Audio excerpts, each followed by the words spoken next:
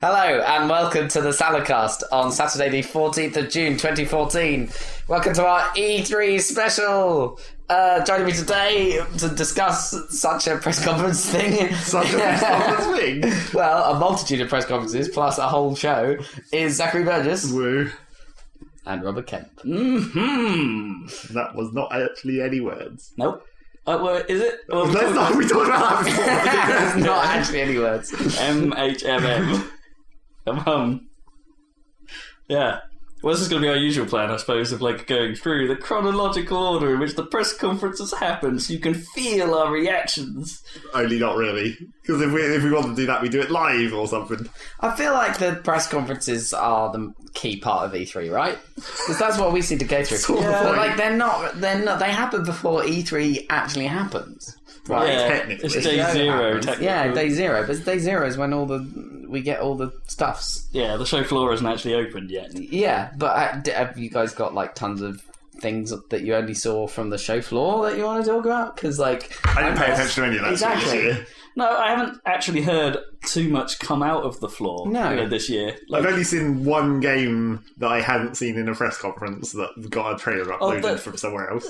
There were a few late on that we'll get to, from some of the big guns that came after their conferences, but right, especially from Nintendo. Yeah, but at least they alluded to them in their not conference. Kinda. Yeah. There were a few surprises that weren't even touched until it's like, oh, hey, look at this. But, yeah. So, I don't know. I never really hear much from the floor. It's like, indie doesn't get much of a say, I don't think, at E3. It's not about indie at E3.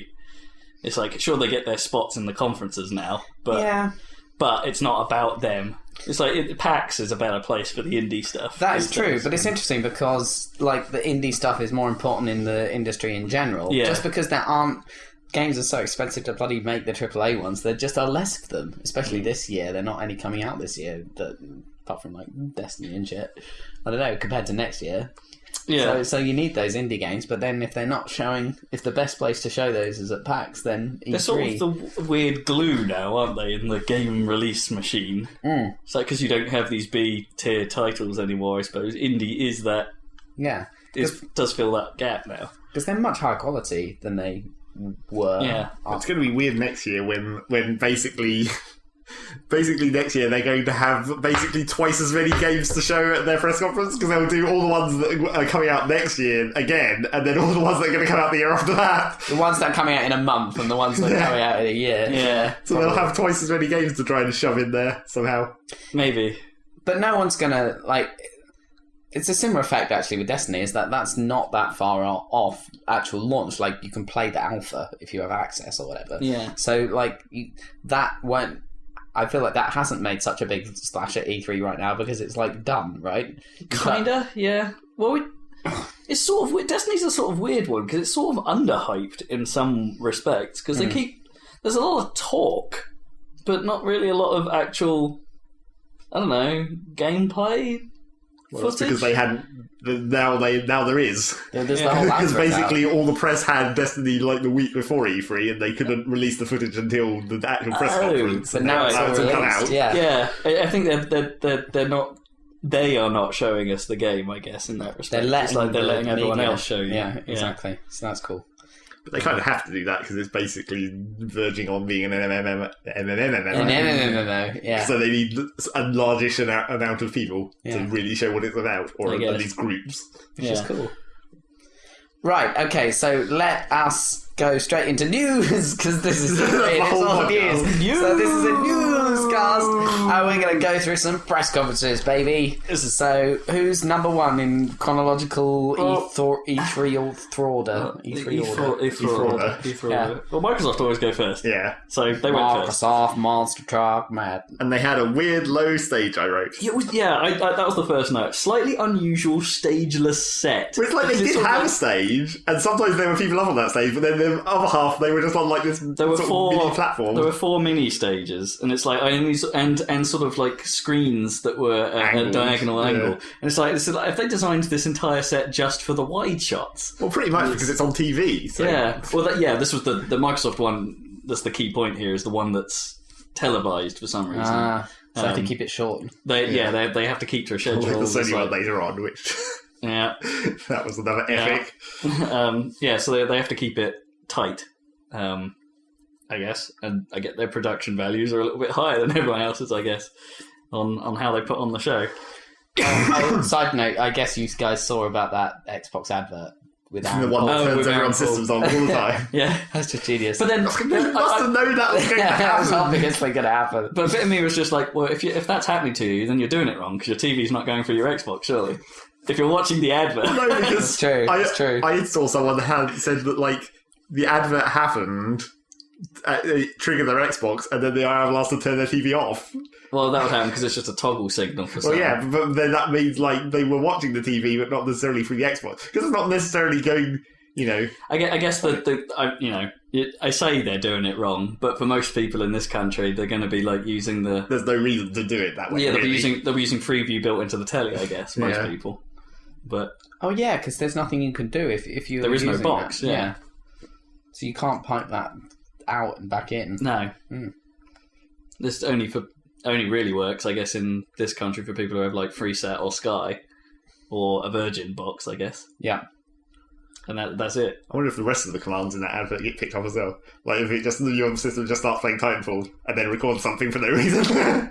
Because he says them all! Oh, does it? Yeah. Like all the voice commands that can possibly toggle something to happen on your system. But then what else are you going to do? You've got to try and sell the console for what it's capable of, and you've got to say those commands. It's like if it was going through the Xbox, because I watched the ad and it didn't do anything, and obviously my TV was rigged up to the Xbox, because presumably Xbox knows the sound it's giving out, and so noise cancels it. Maybe. Yeah, I think it And does. so if it's going through your own Xbox, you'll probably be okay. Yeah. If someone else is saying it and the Xbox doesn't know about it, But we've had Connect pick up YouTube tons. oh well, no, that was the early version of YouTube that was kind of fucked. Yeah, but that's It's like, still, it's still okay just now. making noise that's going through the Xbox that it should know about. Maybe. I don't know what was triggering that exactly. It seemed to be just picking up random, not even the words, just random shit it would deal with. But anyway, So the stage, the stage. or the yeah, non-stage. It's kind of all nuts. And in comes Phil the Face Spencer.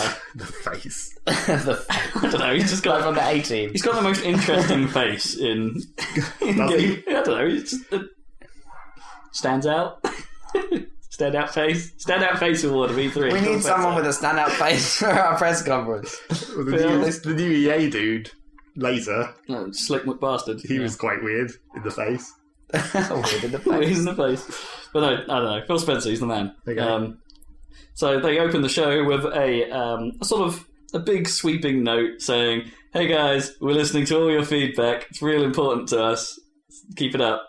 We're gonna keep following it." Yeah, I guess. So big note, and we've already guessed. I guess we've already seen that in action over the last year. A big we're going to U-turn on everything that we knew wasn't going to sit well with the core gamer. Because you said so. No more connecting the box. Woo! Not so sure about that. Related, I guess, to the name. This is not outside of E3, but news anyway that happened. Right. There was that news post that Microsoft confirmed that games are now allowed to turn off the Kinect. And in doing so, they actually gain access to another 10% of power, giving the console a little bit more juice to play with. That's the same problem as not having the Kinect in the box, because if you can't rely on that always happening. No, I think if you opt in, presumably the Xbox is currently set up so it expects the Kinect to be there. So this 10% Is always reserved. maybe, yeah. And so when it's not there, it doesn't actually make any difference. So if a game issues this command, I suppose, to say, "I do not want Kinect on, I need the power," then the Xbox allocates that resource, I guess. Yeah, but then you can't just turn people's Kinects off automatically, because then what if they want to use the voice commands while they're This is playing the that problem. game? This is the problem. I think they will do that, and I think they will turn off the voice commands. But you're right. You then enter the problem where it's going. You're disabling it for the duration that game's up, which is again breaking the kind of idea on how the console's supposed to work. Yeah, the whole deal. But then puts them into a really awkward position where they're going to have to change the UI, presumably, to make the use of the controller slightly more manageable. Because I don't know if the game is using party chat and all that kind of stuff. I mean, now at least games can now provide shortcuts Obviously, you can't use to the party party chat. view. But yeah, because you can't say snap party. You can't then unsnap it. And Like, you'd have to go back to the home menu, then snap the party window in. You know, you're adding more steps. They need to slicken that process up if Kinect's not going to be there. Oh, So I think they might have created themselves a slight problem whilst perhaps giving them the power edge that they want. Well, it's like they've given, Or, themselves just making the gap smaller anyway. they've given themselves a problem that's just like, well, when you're not having the Kinect in the box, that's basically going to make developers not want Not to develop a support it. Kinect. Any part of it. But then if you've got this other problem where it's like the developers can just turn Kinect off for more power, which presumably a lot of them will do, rather it's like the opposite problem, because then it's a problem on Microsoft's side rather than on the developer side. Yeah. The developers are just like, free power bonus. Yeah, well, and then Microsoft have to deal with the fallout of that. it might be one of those things where, you know, like when you hear about development cycles about games, how that one of the classics is you always reserve a bit of memory that you never touch. You just don't use it. So when it comes to crunch time and you have a problem, it's like, where are we going to get this last few bytes of memory from? Well, I say few megabytes of memory. You just you then start dishing out this reserve you've had throughout the entire cycle. And it's like, mate, I hope this 10% of power falls into that sort of routine, that if they don't need it, they won't use it. And then if they decide at the last minute, shit, we really need that 10% of power. They're already on a lower powered console though, so surely everyone will want to squeeze everything out of it that they can. Yeah, I don't know. It creates a very interesting set of problems that we'll just have to see how it pans out. I kind of hope nothing will change, but that's probably not true. So none of that shit was in the conference. No, anyway. that will happen beforehand, but it's sort of related to the feedbacky statements. So, And what then did this man with the face actually say? he then basically said, this show is going to be all about games. And it was, which was nice. Sort of. What do you mean, sort of? It was. We'll get to it. There's one more. Okay. Okay, so up first, normally ending the show, but this time leading the show, Call of Duty Advanced Warfare. Because that's basically a no-conti at this point. And also, it looks basically done at this point also. Was there any more Kevin Spacey shown, or No, they is this showed actual gameplay? Or? This was a gameplay demo. They sort of showed his face at one point during the end trail, but I put a note here saying it's actually quite impressive looking, like visually. I thought it was quite nice. Oh, that's cool. It's all right. A lot going. It's the same sort of level of stuff going on, I guess, as you'd expect from a Call of Duty game. Although this time, everything just looks nice. This time, I don't know. It's like somehow in this sort of futuristic-ish setting, that just seems more reasonable. It seems like in a futuristic war, there just would be more shit blowing up all the time. Because the weapons are bigger. Rather than everyone just blowing like helicopters getting shot down all the time in regular modern warfare, where it's just like, that doesn't really seem that realistic. No. I guess. The drone swarm thing was a bit strange. It's like they just seem to be like drones that throw themselves at you, and there's just a shit ton of them. I guess it makes sense. The Matrix did it. What did that team do before? That's what the Sentinels do. The giant Sentinel swords, they just throw themselves at you, and then you get cut up, and then you die. It happens all the time inside. Maybe. Yeah. I thought they had guns as well. No, I don't think the Sentinels do actually I thought have they had guns. little lasers in their face. Oh, no, yeah, they do. But that's only like That's when for they right cutting. on top of you and for cutting through metal. They were mostly ripping. Yeah, they just cut you with claws Yeah. for some reason. You did the heart grab thing, like just arm through the chest. Yeah. You think that would be quicker? Yeah. Well, they do that in the in that CG sort of prequel thing. Yeah. There's one where that just goes through the chest of someone. Yeah. Man, that third film was terrible. Anyway, And then at the end of the COD video... I find, like, interesting... Well, I've misspelt it, so it says interesting grendies. Oh, right. Interesting grenades. Yeah, I thought that was kind of cool. It's like, they've got these universal grenades now that you can sort of change to be a different... But it has the classic, like... Hang on a minute while I just cycle through the different types of grenade on my grenade. While I look at it, just in the corner of my view, it says, smoke. Smart. What did that team do before? Sledgehammer. Another one of the Call of They Duty have been sort of... Well, for the last few years, they have been kind of on the sidelines, sort of offering additional dev to the Call of Duty games. But I'm pretty sure they had something to their own name before they got involved in that stuff. Yeah, maybe. I can't remember what it is, though. But now they're just one of the three rotating teams. The three rotating teams. They're a main team now. And then at the end of the Call of Duty thing, the player character dies, of course. Or, well, not quite dies. Maybe, yeah. He gets his arm cut off, so he's probably pretty fucked up. But if that's like the opening mission, then that's probably a nice sort of like segue into... Now you're getting like the more advanced like exoskeleton you get cyber stuff. arm. Yeah. Yeah, I guess so. You're the first one. Make you feel more like a actual super soldier that you shouldn't have been in the previous games. I don't think. Yeah, maybe. Like suddenly Call of Duty makes so much more sense. Yeah, suddenly. And I've got a note here about, I thought the facial animation was a bit weird. I didn't really notice. It sort of looked, I don't know. I thought they got sort of past Uncanny Valley stuff, like, looking at Uncharted or... Not in Call of Duty. So I just meant in general, like, I thought games had gone past that. But... No, it's definitely bad. I mean, nothing has matched the awesomeness of the tech from LA Noire, really. No, that was amazing. And that was a few years ago. I mean, obviously, the Beyond stuff was fine, but... Beyond stuff's pretty good. In general, like, some of the characterized facial animation has always been pretty great. Like, Bioshock stuff is pretty nice. Even going back as far as Half-Life, come on. Yeah, Half-Life 2 is fine. But yeah. It can be done right. It just looked kind of strange to me. I don't know. I just think there's not going to be a point, or not for a while, where everyone can do it reliably well. I think it's always going to vary. Yeah. Because it's always going to vary, like, between teams and stuff. Yeah, I guess resources available will be what tech they have, and I mean, maybe there'll be some middleware that just solves the problem or something. Eventually. But even then, you're still going to have to do Speed face? Performance capture. Yeah, speed face. Exactly. Speed face would be awesome. Yeah, I don't think it would be. I think speed face is surely about making a lot of faces rather than making good faces. A lot of NPCs. Yeah. It's like a lot of randomised faces. So everyone in the city actually looks different. Yeah. Speed face would be great. That should already exist. Speed face. Pretty much. It probably already does. Yeah. It's probably just not called speed face. Why not though?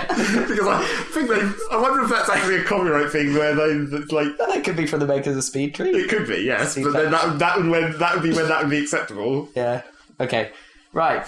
Next. So, of course they had to say, DLC will be available on Xbox 1 month before everyone else. Because no one else plays it anywhere else. Because for some reason Microsoft like paying people bucks to have that for some reason. I guess. I don't know. Apparently it's important to them. They think it works. So and then... doing it. They're paying people money, which is good, I guess. And then there was a Forza 5 update where you get the Nürburgring, which everyone bitched about because it wasn't in there originally. Yeah, but at least they're giving it to people for free. Yeah. Is it out now? But that's basically... Have you got it? Have you played it? Nope, I don't have much review of the game right now. That's basically like... That's not DLC, that's just a patch. Yeah. That's making the game what it should have been in the first place. DLC. It's That's fine. cool. That's all good. Yeah, it's part of their sort of I'm sort of... It's nice to see that they're sort of supporting a game like that without DLC in a way, because they released a couple of tracks for free as well before Nürburgring. This isn't the first time they've added a track to Forza for nothing. So this new approach to making Forza games, I guess, is I don't know. It's nice if they. It's one of those ones where maybe eventually someday there'll be the ideal game where someone just makes a platform and everything builds upon that platform, I guess. But that doesn't happen very often. No. A lot of people want that to happen, and I don't know why they want it to happen, because it's not the best way to make money. No. And yet people do try, and it never really works. I mean, what is a platform these days? Like TF2? Do you count that as a platform? No, because there's not enough... Well, we don't just see random levels being dropped into it frequently enough for it to really... Not anymore. Yeah, but you're talking... I mean, what... Yeah, okay. Anything else, though? No, well, I guess they tried Warcraft, it with that. But that's not free, because you have to pay for expansions. I guess they perhaps were trying it with... Was it with the Mania Planet stuff? That didn't work, though. No. Well, that's not really a platform. That's just like a level creation tool. Yeah. And they're not making money off that either. Yeah, I don't know. I suppose the closest we've ever had is Rock Band. Yeah, maybe. They did do a car game that almost did that. I can't remember what one it was, though. But Rock Band had like 3 iterations of retail product. I guess, but they were all built on the same store, so you could essentially all get the same content for all of them. That's true. So that's like a hybrid approach that's quite nice. Yeah, maybe. Like, because the actual Rock Band games essentially acted like content packs that were a pretty good value deal if you were into just wanting more content for essentially the same game. So by that logic, you'd release Forza 6 next year, and it would have everything that it would have before. Yeah. Just make it just more every time. Come on, unless you're doing something significant. Well, I guess they might have already done that. Mm. Think just surely that's the thing. Fine, you might want to spend some time updating the existing tracks to make them better or nicer in some way. And then maybe those can't run on the old games. I don't know. That's I suppose where the platform thing becomes a problem. Yeah. If you want to actually change something that already exists. Mm. But then I guess maybe you have two versions of the track and say this is the Forza 6 version and this is the Forza 5 version, but then making lobbies might be interesting. I don't know. You do create problems for yourself. Yeah. And people get excited by new games and sequels for some reason, so... New games? You mean like Forza Horizon 2? Yeah. Segue. Awesome. So prior to the show, they had talked a little bit about it. Obviously, we knew it was coming. Yeah. But they had said that it will be running at 1080p all the time. Woo! At 30 frames per second. Oh. Oh, well, the last one was 30 frames, wasn't it? Yeah, but, Forza 5 isn't. Forza 5 is 60. But this is the different It's a racing environment. game. You need speed. This is an open world game. I would prefer it if it was 60, but sure, whatever. I don't think it's that surprising. I don't think it's that surprising. I just wanted it to be 60, It's pretty good that it's 1080. I mean, that's nice. Yeah. I don't know. I think it's impressive. Potentially. I mean, obviously, it would I just always like my racing games to be 60. That's the thing. Like, it always elevates them. It does to me when it makes such a big difference. It's like that's the one thing that sort of made me consider getting with Blur. I guess was the last one I played on a console that was 30. Yeah, and it's I was very tempted to get the PC version just for the frame rate difference. Because you were playing frickin' Burnout, whatever it was, with Need for Speed. And 120 frames. on my PC, and that looked great. That's ridiculous. I've forgotten about that game. Maybe that'll be in the Steam sale. Because there was a sequel. It's not Steam, is it? It's the Origin, surely. Oh, bollocks, yeah. That's true. No, there is a Steam version. My one was on Steam. That was one of the... It's old enough. That was one of the few. Old enough, okay. Yeah, it was on Steam, that's fine. Yeah. But and that gave me an Origin copy as well, mysteriously. It sort of knew it was installed on my system and said, I'll just add that to your Origin. Alright, cool. Weird. Yeah, I don't know how that happened, but it did. So they're adding dynamic weather this time, which is, I guess, the first time the series has had that. That's cool. Well, the series, yeah. Well, Forza in general. I don't think cool. Forza has ever had weather, unless Forza 4 had it, but I don't remember it. Well, it must have switchable weather. I'm not sure it ever has. I'm pretty sure rain or something. 5 doesn't. You get the feeling it did. Oh, right. Yeah. Interesting. It has day and night at least. Yeah. Does that count as weather? I'm not even sure any longer what they define No, as. I mean, but wet weather makes a huge difference to a racing game. Well, yeah, naturally. Well, yeah, we've seen rain at least. I don't know if that extends as far as snow or anything. I didn't see... I don't remember seeing anything like that. Or hail. Hail would be cool. I don't think people do track racing in snow, do they? It's not track racing. Horizon. Yeah. Oh, no, I'm talking about... Presumably you could drive up in the mountains and shit. Yeah. They're going to have some snow up there. If it's all in Europe. What's it? It's set in Europe, right? Yeah. Southern Europe? Was that right? That sounds cool. Well, maybe you can't drive up in the mountains. Maybe it's all coastal southern France or something and they just don't go as far as the Alps. Could well be. That'd be lazy. I want to play that game. That sounds good. Yeah, I'm still interested because, as I say, I think I'm in the right place for a game of that type. Something less serious than Forza. I think now's a good time for that sort of game. So that's all. That's September 30th. That's coming out. Wow, that's soon. And they also mentioned the no lobbies multiplayer thing, which we've heard a number of times over the last few years, and I don't think anyone's really managed to pull it off. In a way that I would deem the ideal. Is this where you're driving around the world and start a race or whatever? Yeah. Okay. They didn't really go into the detail of it, but that's what I read from no lobbies. Just pull up to stuff and there'll be people waiting. Style kind of thing. Yeah. So okay. I don't know. As long as they make it work a bit better than the Burnout Paradise thing, then sure. Yeah, it's that kind of... Need for Speed Rivals, wasn't it? Tried it as well, and that didn't work so great. No, it didn't. And then there's an Evolve trailer. I've just lost my page for some reason. There's not much to say about that, really. Yeah, it was just like it's stuff we'd sort of seen before, a dramatic trailer about it, and it's like I didn't think did we know that there was going to be an X-Bone version of it coming, or I hadn't really paid attention to it at all up to this point. It sort of doesn't interest me, that game. No, it's like it sounds cool in theory, but it's just not grabbing me. I don't care. I don't think I like uneven teams when it's humans. If it was an AI controlled monster, I'd be totally fine with that. Right, but if you're fighting against an actual person, or you're the one fighting against the four, I just don't think that's as enjoyable. Yeah, I don't know. Is it from some old Left 4 Dead devs or something? It is from the Left 4 Dead team. But they're not Valve. They're not Valve, no. Apparently they all leave like wholesale. I'm not sure they were ever wholly owned by Valve, is the thing. I think they were just a team, didn't really have a name, I guess. That's why everyone just calls them the Left 4 Dead team. Right. I don't really know what happened there. I don't think anyone really knows. But yeah, I think they're one of the few guys that Valve just didn't buy. Or were just sort of working with. That was like some of their most prolific output of recent years. Was Left 4 Dead and then Left 4 Dead 2 came almost immediately afterwards. And then all the updates they did to it as well.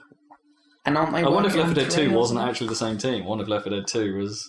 I think it might not have been. Yeah, like Valve took over or something. Or at least some of them left or God something. damn it. Left 4 Dead 1 was freaking awesome.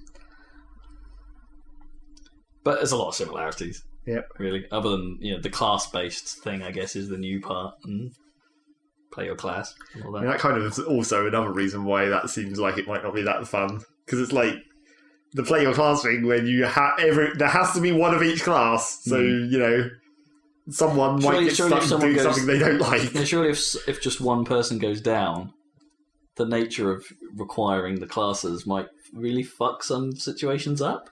Well, I mean, you're not meant to ever go down. I guess. But, Also, DLC will be available on the Xbox platform first. Whoop-de-fucking-do. Sorry, I'm just making a note of every time they say some bullshit like that. Well, there'll be or pre-order now. Pre-order now. God damn it, I hate that. Because it's the Microsoft process. I actually gave up sort of tracking the pre-order now comments because it was just pretty much every game. They removed some of that stuff into just the subtitles on there. Yeah, and I gotta admit, Microsoft didn't say it for every game. They just sort of put it on screen while the trailer was playing, which was nice, I guess. Keep things snappy. Because they had to, because they had to cram all this into an hour. Then we got to see Assassin's Creed Unity. For a little bit, not as much as later. No, but this was one of the demos they did anyway. The second one was longer, but not as multiplayer.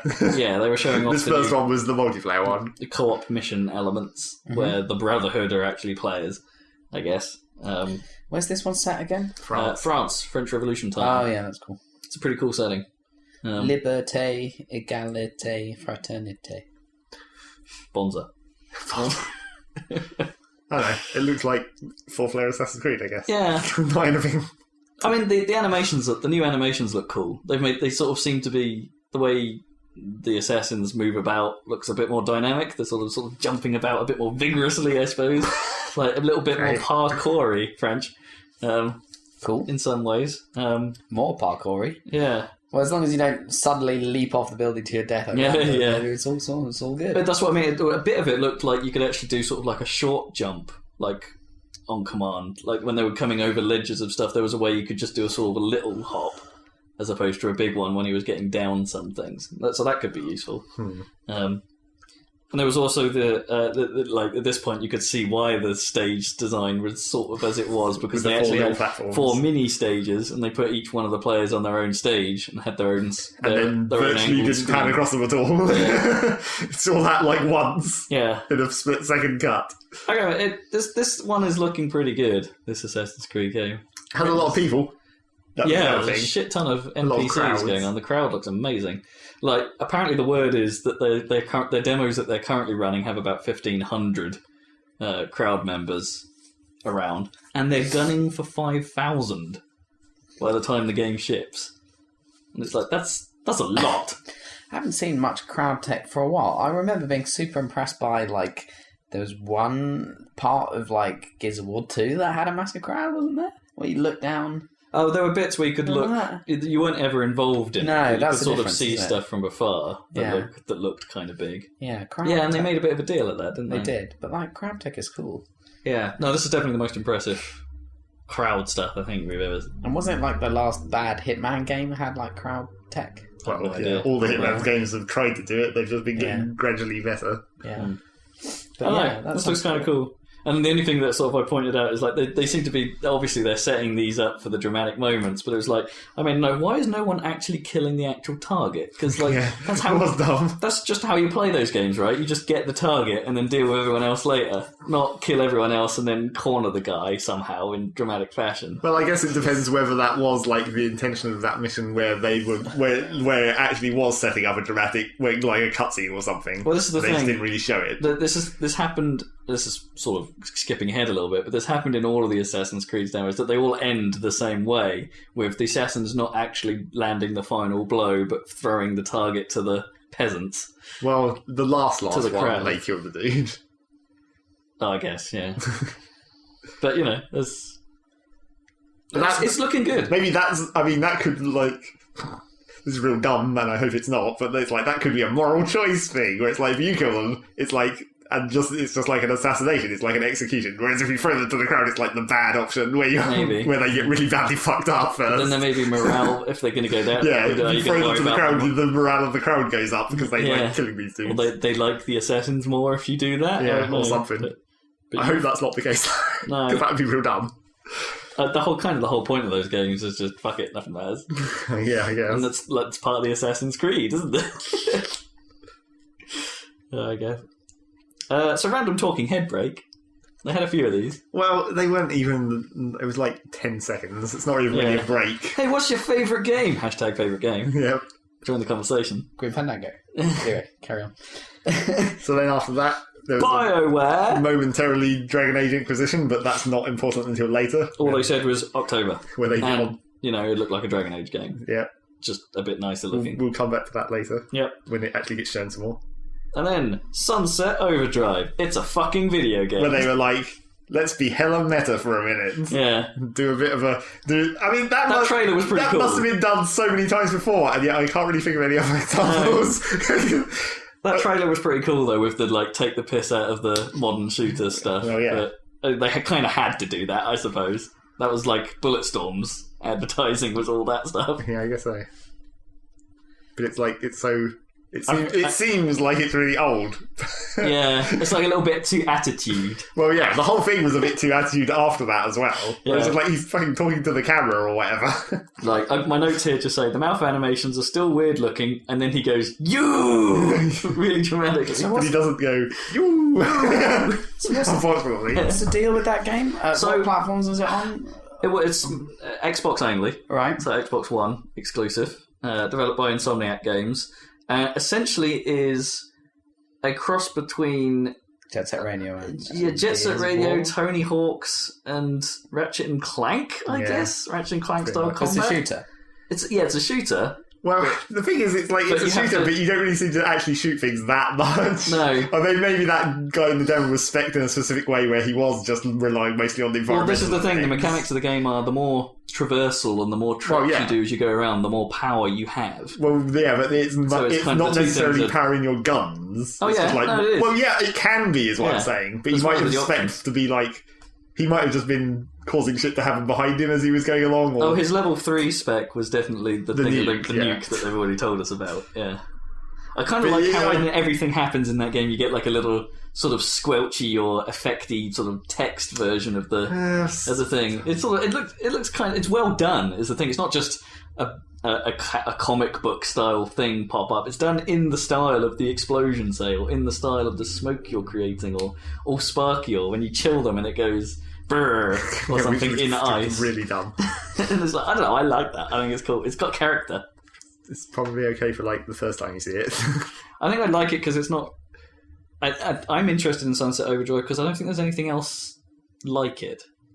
You know, it sort of stands out in a sea of modern military shooters. That's cool. Well, the other trouble with it is they haven't really showed what the actual game is. I mean, it's nice to make a ridiculous combo and shoot things, but then what it's like, it's meant to be semi-multiplayer and semi-open world, where's and the quests and what are you actually doing? And there are multiple factions. Yeah. And you probably have to play from each faction's viewpoints. And does that mean that there's some kind of meta game, or is it just a story-driven, level-based thing like Jet Set Radio? It's like no one really knows what the structure is. If it was just like a score attack, just like that bit where he goes to the feed park and the roller coaster, it's like if that was just like a score attack mission where it's like you start here and then try and score as much as you can before you reach the end of the roller coaster or something. It's like that almost might work as a game by itself, but it's not. So how is that guy grinding uphill?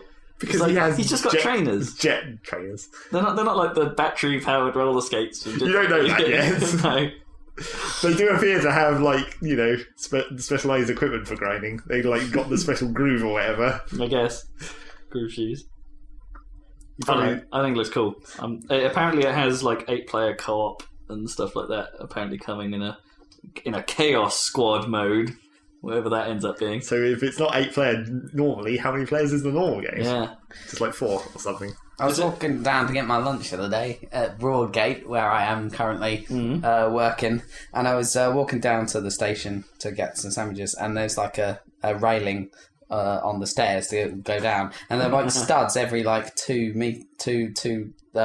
don't know how, but every 5 centimetres or something on the railing, and as you were like sliding your hand down, it went over all these studs, and I was like, this is really uncomfortable. Why have they put these studs there? And then I looked back and I thought, damn those bastards, because that would be the most epic, like, grinding opportunity. And they've deliberately done that to screw it up. I don't know if that's the main reason, really. I bet it is, because they're really weird. Because that estate thing, Broadgate, is privately owned and stuff. Apparently, someone was telling me you can't even, like, take photographs around there without some security guard coming over and saying, what the fuck are you doing? Well, yeah, so in that case, like, how would the skateboarders even get in there? Oh, it's totally... You can. Yeah, but I mean, they'd just walk in. They'd stop them immediately as soon as they... that's what they were planning. But I bet those bastards put those studs in.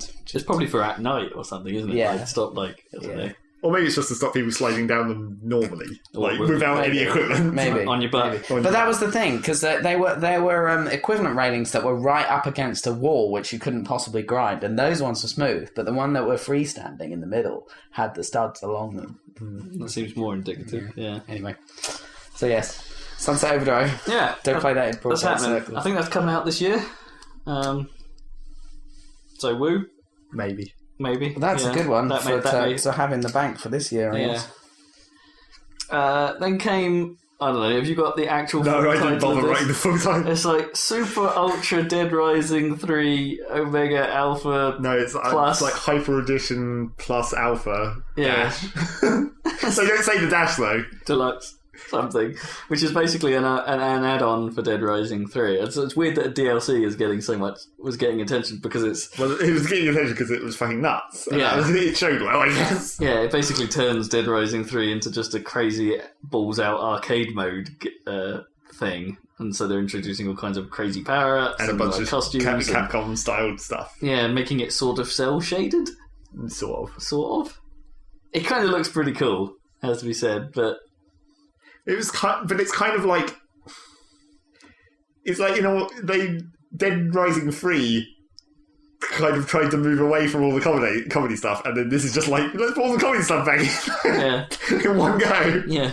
I don't know, I think it's cool. And the fact that they're obviously self-aware about the number of shitty names Capcom has about its games. Yeah, but they're not self-aware about it in a fighting game. They're self-aware about it in a completely different game. It's a bit weird. It's like, that's not a fighting game team. I think maybe because Ultra Street Fighter's about to come out, they didn't really think they could do it there. Probably. But it's because they don't want to show that. They don't want to point that at the fighting game community. They're hoping the fighting game community won't notice that they've just taken the hell piss out of them. Yeah, I guess. How would they not notice a Zelda? Someone would notice. Yeah, I know. And then this was the first of quite a few things this year where they just sort of went, oh, and by the way, you can get it right now. I don't know about quite a few. There were a few things, yeah. There was a couple. It's like, you can get it right now. It's not like And a sure new enough- game you can get it right now. It's like, here's a DLC for something you can get it right now, or a beta or whatever. As Well, a yeah, they kept it under wraps pretty well. It's like, I don't think anyone, unless they were journos under NDA or something, where, no one really knew it was coming. No. So good job. So then they had Harmonix with a slightly awkward thing where they're like, hey guys, do you remember Fantasia? That's still coming, right? We're not going to talk about that. But we don't care about that. We're going to talk about Dance Central. I'm like, fuck it, I want to see Fantasia, come on. But Fantasia's basically done. I guess. But it's still If out. it ever comes up. Yeah. And then they're just like, oh yeah, we're this is another one of those things, I guess, going back to the Rock Band platform discussion. Yeah, they're gonna trying to make Dance Dance Central platform. They're going to call it Spotlight, and it's just like, you just buy, I don't know, I guess you buy the base pack, and then you just add stuff to it as you want. And they want to try and get their dance move creation process down to the minimum time possible, so they can actually have dances that are from songs that are popular at the moment. So you can put Gangnam Style straight into it. Yeah. So it doesn't take too much time for them to code up, I guess. Which is cool for people who are into that stuff. Also, I guess interesting to see how Dance Central on the new Kinect ends up playing, I guess. Yeah, see if it's better or worse. Yeah. Or exactly the same. It's probably quite Probably exactly the same. Yeah. So then came this weird ass thing. Was it really that weird? It's a bit weird. It felt like it was trying way too hard. But Well, here at the comes start, Here comes what's a this? Fable game. Fable. But it's not the Fable game you might expect. What might you Sort of, expect, even? I I guess. don't know. Or like from Fable Fable at this 4, point. I guess. Like Right. you'd expect like a Fable game. But this is Fable Legends as, quote, a bold and innovative adventure. Right. Like, That's Apparently. like That's Fable. not. I don't know. That's not exactly an unusual thing to say about anything. No. Calling something bold and innovative is just saying it's a game. It looks like Fable, but what it really is a co-op dungeon crawler, I guess. Well, maybe sort of. It was that's the same problem as a lot of these other games where they only show one bit of it, and it's like, yeah, but that can't be the whole thing, can it? I don't know, maybe it is. I've got a note here. It's like, this whole thing seems really a bit too British. Like, they're playing the British those card. accents were a bit. It's always been too stupidly twee British. It's so over the top. Like, it's excruciatingly over the top. I'm embarrassed for our country. I know. Goddamn Peter Molyneux. Not that it's even It's him not even him anymore. anymore. It is still No. Lionhead, technically, sake. but it's not Molyneux. And I note here, it's like the version they were showing, they did say was quite early, Yeah. and it seems to be missing a lot of sound effects. Like, things were just, getting hit and not making hit noises, that kind of stuff. Couldn't really hear it amongst all the talking. Yeah, all the shit banter. And then the guy comes up and says, "But that's not all. You can also be the villain and control the battlefield like a malevolent god." Yeah. Wasn't that the whole point of the first Fable? Was you could be the... Oh, no, Yeah, you'd but be a then- bad guy in the story. Right. Not, you just, add the classic black Good, and white bad. morality. Yeah. Yeah. But this is one of those 4-on-1 style games Right. where one guy is the asynchronous, dungeon master. Right. Yeah. And is putting down traps and stuff But and doesn't telling the minions where to go and stuff. Sort of thing that would be perfect for the Wii U. Kinda, yeah. Not on the Wii U. Perhaps scaled down a bit, but yeah. But it doesn't look very complicated in any No. case. It's just like, oh, here's a place where you can spawn something. Well, I'll spawn something there then. And then, of course, the demo had to end on the words, "Oh crap." As more stuff started coming, and the British guy is just like, "Oh crap. Yep. Oh crap." Come on. More talking heads. Nah, for a moment. Yep. And then Project Spark And then time. something that's already almost out again. Well, yeah, Project Spark is out, isn't it? There was it the Sort figure of. they came up with, over 1 million creations so far or something. Yeah. Apparently it comes out of beta later this year. So they And then- showed off a fancy video, and then right at the end, For some reason, Conker's in it. we can't figure out how to make a Conker game, so you make a Conker game. Yeah, and that was basically what they said as well. It's like 10 years since I've had a game. Well, better get to work then. That's pretty dumb. It's just like they had an IP that they didn't know what the fuck to do with, Yeah. wasn't it? It's like, let's put Conker in there. It's Yeah. like, it's just really disappointing. It's like, oh shit, does this mean you're not making a Conker game? Fuck. Yep, apparently. I thought it was going to be a really cool segue into another trailer. But Well, it was like he comes on and then he like chainsaws the logo in half, but then the logo reassembles itself, always representing that. Whereas Yeah. like he cuts it in half and you're like, fuck yeah, Conker, and it's like, no, actually, Product's fine. yeah, Fuck you. I thought they were going to be really smart and bit about it and just be like, Conker's like, fuck this shit. I'm going to play a real game. But no. I haven't actually looked at any of Project Spark stuff. It might be interesting to see what's about there, though. Like, Yeah. You know, it is free, so might as well try it at some point. But Yeah. I'd be one of those guys that's like Little Big Planet players where I just consume rather than Just look create. for the shark levels. Yeah. Look for the shark levels. And then kind of game that actually has my interest really peaking. Not because we really know a lot about it at this stage. This is the first time we saw it, but it was an indie-looking game called peaking a Ori word? and the Peaking. Yeah. But peak. How you spell it? I don't know. PEAK, Not peaking as in peaking. You're reaching the peak of something. Alright. It's peaking. I think you're peaking, yeah. Yeah, no, peaking is a word. I was just As a confused by verb. your interest is peaking like a mountain peak, but, Yeah, but you're often has. So you're reaching the peak of your interest. Yeah, that's it true. It has not yet peaked, I suppose. Yeah. It's still peaking. Is that? I don't know. I'll tell you why I said that. It's because people say the phrase "piqued my interest," and that is a different word. Yeah. But your interest could still peak, PEAK, and that would perfectly be legit. Yeah. Yeah. And therefore, your interest could be peaking. And you're interested in Peking duck could be peaking. In fact, Wait, what's the word peaked that you're thinking? It's like, what was all- PIQU, Yeah, the French. peaked. Oh. Yeah, so piqued my interest is different. Oh, I did not know Yeah, that. so that's where the I just always thought it was the same PEA. peak. Yeah, it's not. That's the thing. So but both would make sense. That's what's weird. Weird. Anyway. I'm learning. You're learning. I just interrupted you to be annoying. Yeah, no, that's fine. Like that one, I actually like when I legitimately don't know something like Yeah. that. Well, it wasn't annoying because Rob wasn't wrong that time. No. For a change. That's fine. Spelling is fine. Ori and the Blind Forest. My note just says Rayman. Oh no, I thought it had a dust vibe. Well, I mean, it's just like a side-scrolling platform that looks nice. Oh, I don't know. It was something about the combination of the style of music, the style of that animation and stuff. It felt a lot like an Elysian Tales wheelhouse. Which made me wonder, who's making this? Well, not that guy, No. presumably. Or maybe he's got a team now, I don't know. I don't know. I'm in. That looks interesting. Kind of touching in the way in what happens in that trailer. But Well, that can't be the main... That's like... no, that can't be the whole you game. can't give away the whole thing. No. Someone else has got to die at some point. Yeah. Oh, Cat, what are you doing? Get out of here. It's the podcast cat, baby. I'm a podcast cat. God damn it. Podcast Cat. I'm a cool cat. Meow. So anyway... More then- talking heads. Yep, and then straight on to... It's Halo time. Yep, Oh, sort God. of... Halo time. What's going And- on and- in Halo, and- Bill? My position is immediately like... What is he, how do you say that? My position is immediately...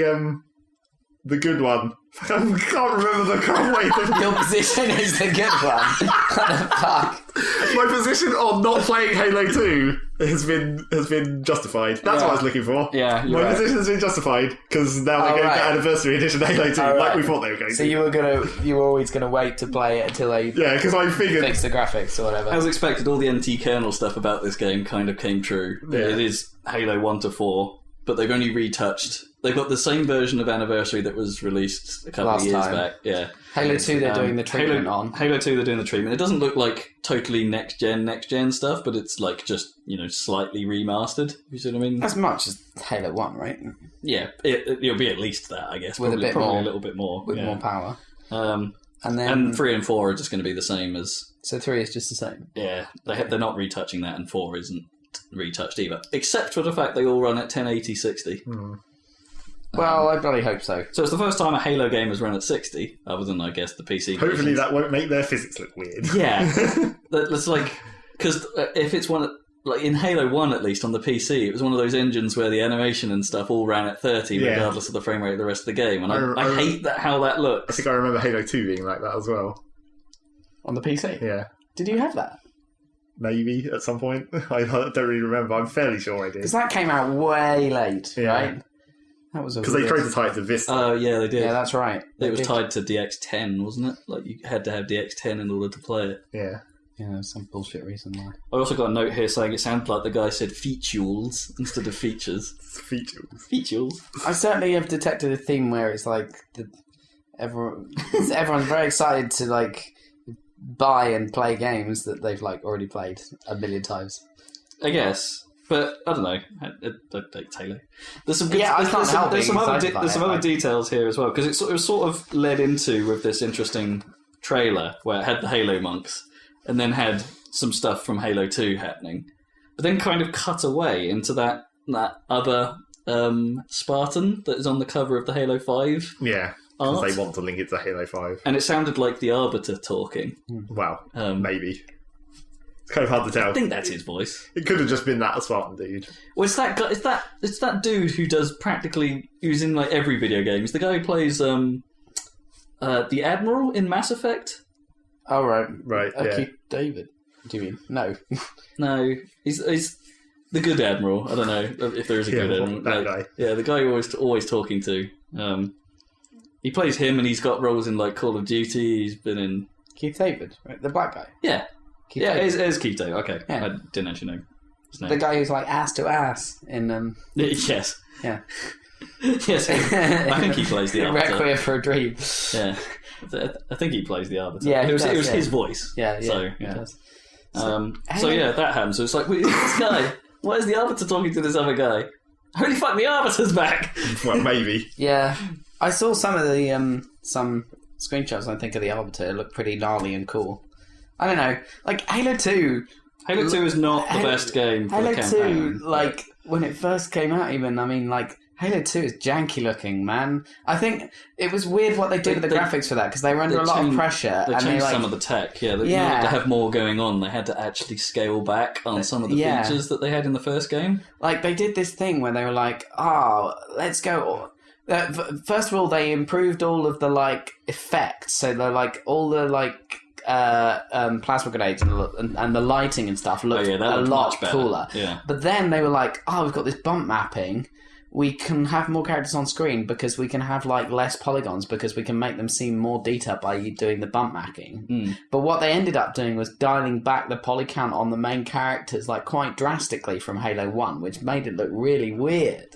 Oh, I don't know. Like- There was like the added effects. Like I don't know. The way Master Chief looks in the second game is definitely better than the way Master Chief looks in the first because of things like texture quality and color balance. Right. It's like Halo 2 does a better job on those fronts, which actually ends up making Master Chief in the first one just look really tacky, kind of old school. It's like the lighting and the shininess really helps. Yeah. I quite like the way he looks in the first one. Apart from the shadow of his helmet on his face, on his visor, which doesn't work. That's just static and looks weird. Yeah. But they don't seem to have ever solved. Have they solved that Well, by they now? just sort of don't. No. Well, they because always got rid of the visor, almost. Yeah. It's a lot flatter than it used to be. Yeah. That sort of solved its own problem there. Yeah. But like, I think Halo 1 looks better than Halo 2 in many ways. Well, it was also like announced by that sort of annoying lady who does the Halo announcements now, the one that talked about TV so much last time. Oh, right. Yeah. I don't like her. I don't know what it is. It's just something. And she basically there was a slight whoop from the crowd. She's just like, "I love you too!" It's like, I'm not sure they said I love you, but whatever. we'll carry on from there. It's just a bit annoying. I don't know. But the best is still to come. Is it? It's like, well, they were talking about like there was some shitty thing like, this guy seemed really happy about the fact you could put together like custom playlists of the best bits. That didn't make any sense. Who wanted that? You just cut across. Yeah. Why do you want to play random bits of a Halo game? I guess it would help you skip to a bit of a mission that you wanted to show rather than playing the whole bit leading up to it. Maybe. Yes. But creating a playlist of cool bits from Halo, nobody really wants that. I want to play the end of Assault on the Control Room, followed by we'll skip to the ghost fight in Halo 2. Not the ghost fight, the Banshee fight, where Incubus are playing. And then we'll skip to the bit in like Halo 4 where you're killing the Didac for some reason. I don't know. That seems dumb. He seemed really happy about it, and I'm just like, that's cool, right? And I put, it's not cool. Yeah, pretty much. But the best bit is that all of Halo's multiplayer is making a return. all of it. All 4 games, everything they've ever done. Do we get the actually properly working matchmaking from Halo 2? Let's hope. Yeah, let's hope. I doubt it. The bit that sort of interests me about this is they say that there's about 100 maps, and all of them are running at the new style engines and things at 1080-60. But the bit that intrigues me about this, if they have all of it, does that mean you can the playlists will be like you drop back to a lobby at the end of each game, but the next game might be the multiplayer from a different Halo with a different. So you play a game, you play a game in Halo 2 style, and then drop into a Halo 4 style loadout game. They can just make playlists for that. I know, but that's kind of cool. Like just jumping between games like that. Or even better, what if you can mix the mechanics? Like I want to play like Halo 4 mechanics on a Halo 2 map, say, or. I don't know about that. I don't reckon they'll do it, but it's. Because you could get stuck in the scenery and shit. I don't know. Maybe. Yeah. Not that you can't already, but... Well, there are plenty of ways of jipping it in too. But I don't. That's really exciting to me. Like, that's like the best... Halo 2 multiplayer is dead. Let's bring back Halo 2 multiplayer. Fuck yeah! Cool. Because it was the best. I'm really interested in this. And then... It's not all about games, because they talked about Halo Nightfall. Wait, what... No, barely. Barely, but they still mentioned it. It's like, it's not all about games. You've ruined it. You've talked about TV. But Halo Nightfall wasn't even a separate thing, though, was it? Because it's part of that package. You have... Well, you I mean, it is a separate thing as well. You will have access to it if you buy the Master Chief. This wasn't like they moved on from this topic to another thing. It was still part of the... No, but it's still fucking TV. It was like, you've lied. You've lied to me. And also, of course, you'll have access to a beta. Because... and then they were like, all of that stuff we've heard for so far is 2014 related stuff. Now we're going to talk about stuff that's in the future, like 2015 onwards. Yeah. So then they showed something called Inside that looks a lot like Limbo to me. Because it's made by the same people. It's the Limbo lot. Right, that's what I wondered. Because that's, they couldn't come up with something new, apparently. Inside or Inside? It's called Inside. Inside. I saw that trailer. That looked... It's creepy and good in a good way. It might be alright, but I sort of had like a sort of weird middling opinion on Limbo anyway, in that it's kind of cool, but it's just I don't think I'll ever want to play that again. Well, that's okay. That maybe sometimes those experiences are quite good, depending on the. I know you have that very prudent pound per hour kind of quality ratio thing. Yeah, this is the sort of thing that it's art house style. Yeah, game, I guess. But like. Those things could be worthy. I don't know. Yeah, it depends what it is, how it ends up actually being. I don't know. I'm not sure I really want another one of those. Limbo was that. Cool. Well, someone will. and it has its own style, separate from Limbo. Like, other than being in a straight line. Or And then next they made a big pile of indie stuff, basically. A sort of a super quick mash of all their idea Xbox games coming that won't be out this year. Yep. It's like the two that I picked out of that were the Cuphead.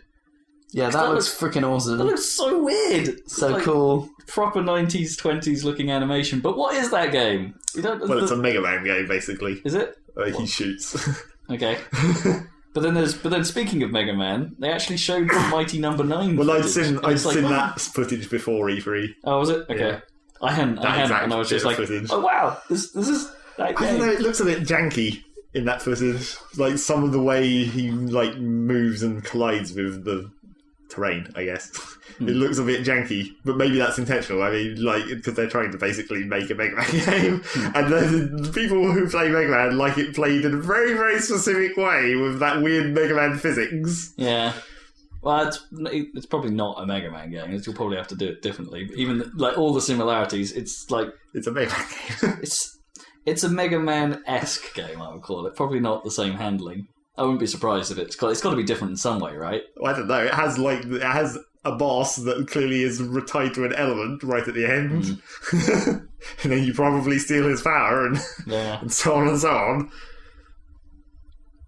But I mean, maybe he wanted to change the handling because, Well, maybe. I mean, it has the dash thing, which I guess is that looks like that's going to be the main, like. That's actually the like maybe the actual shooting isn't as important because it seems like what he's doing every time is laying the enemies up with a couple of shots and then dashing through them to finish them, and then that chains a combo.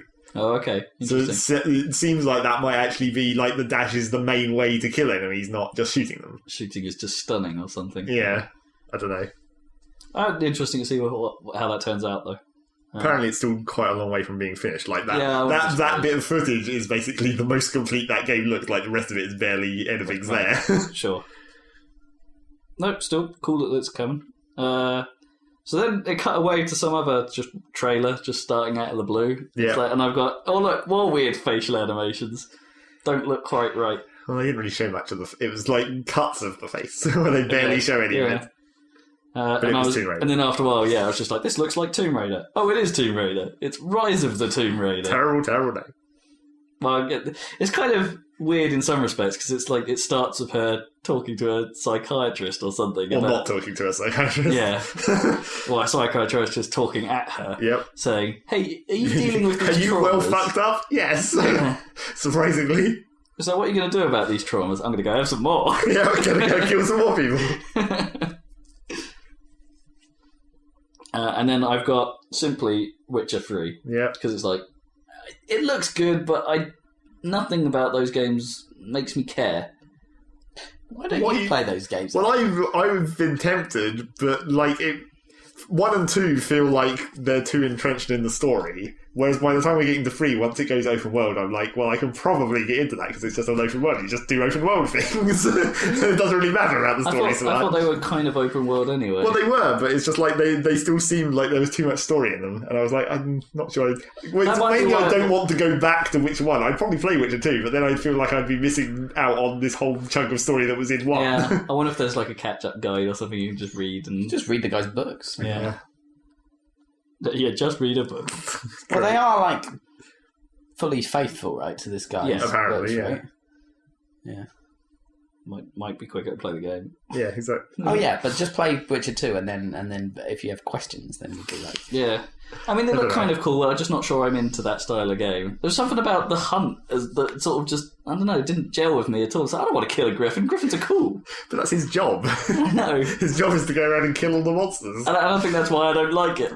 It's like these monsters are awesome. What do you normally do in every other game in the entire universe apart from kill monsters? I'd rather not kill cool monsters. Like I don't think that griffin was that cool. It was kind of ugly.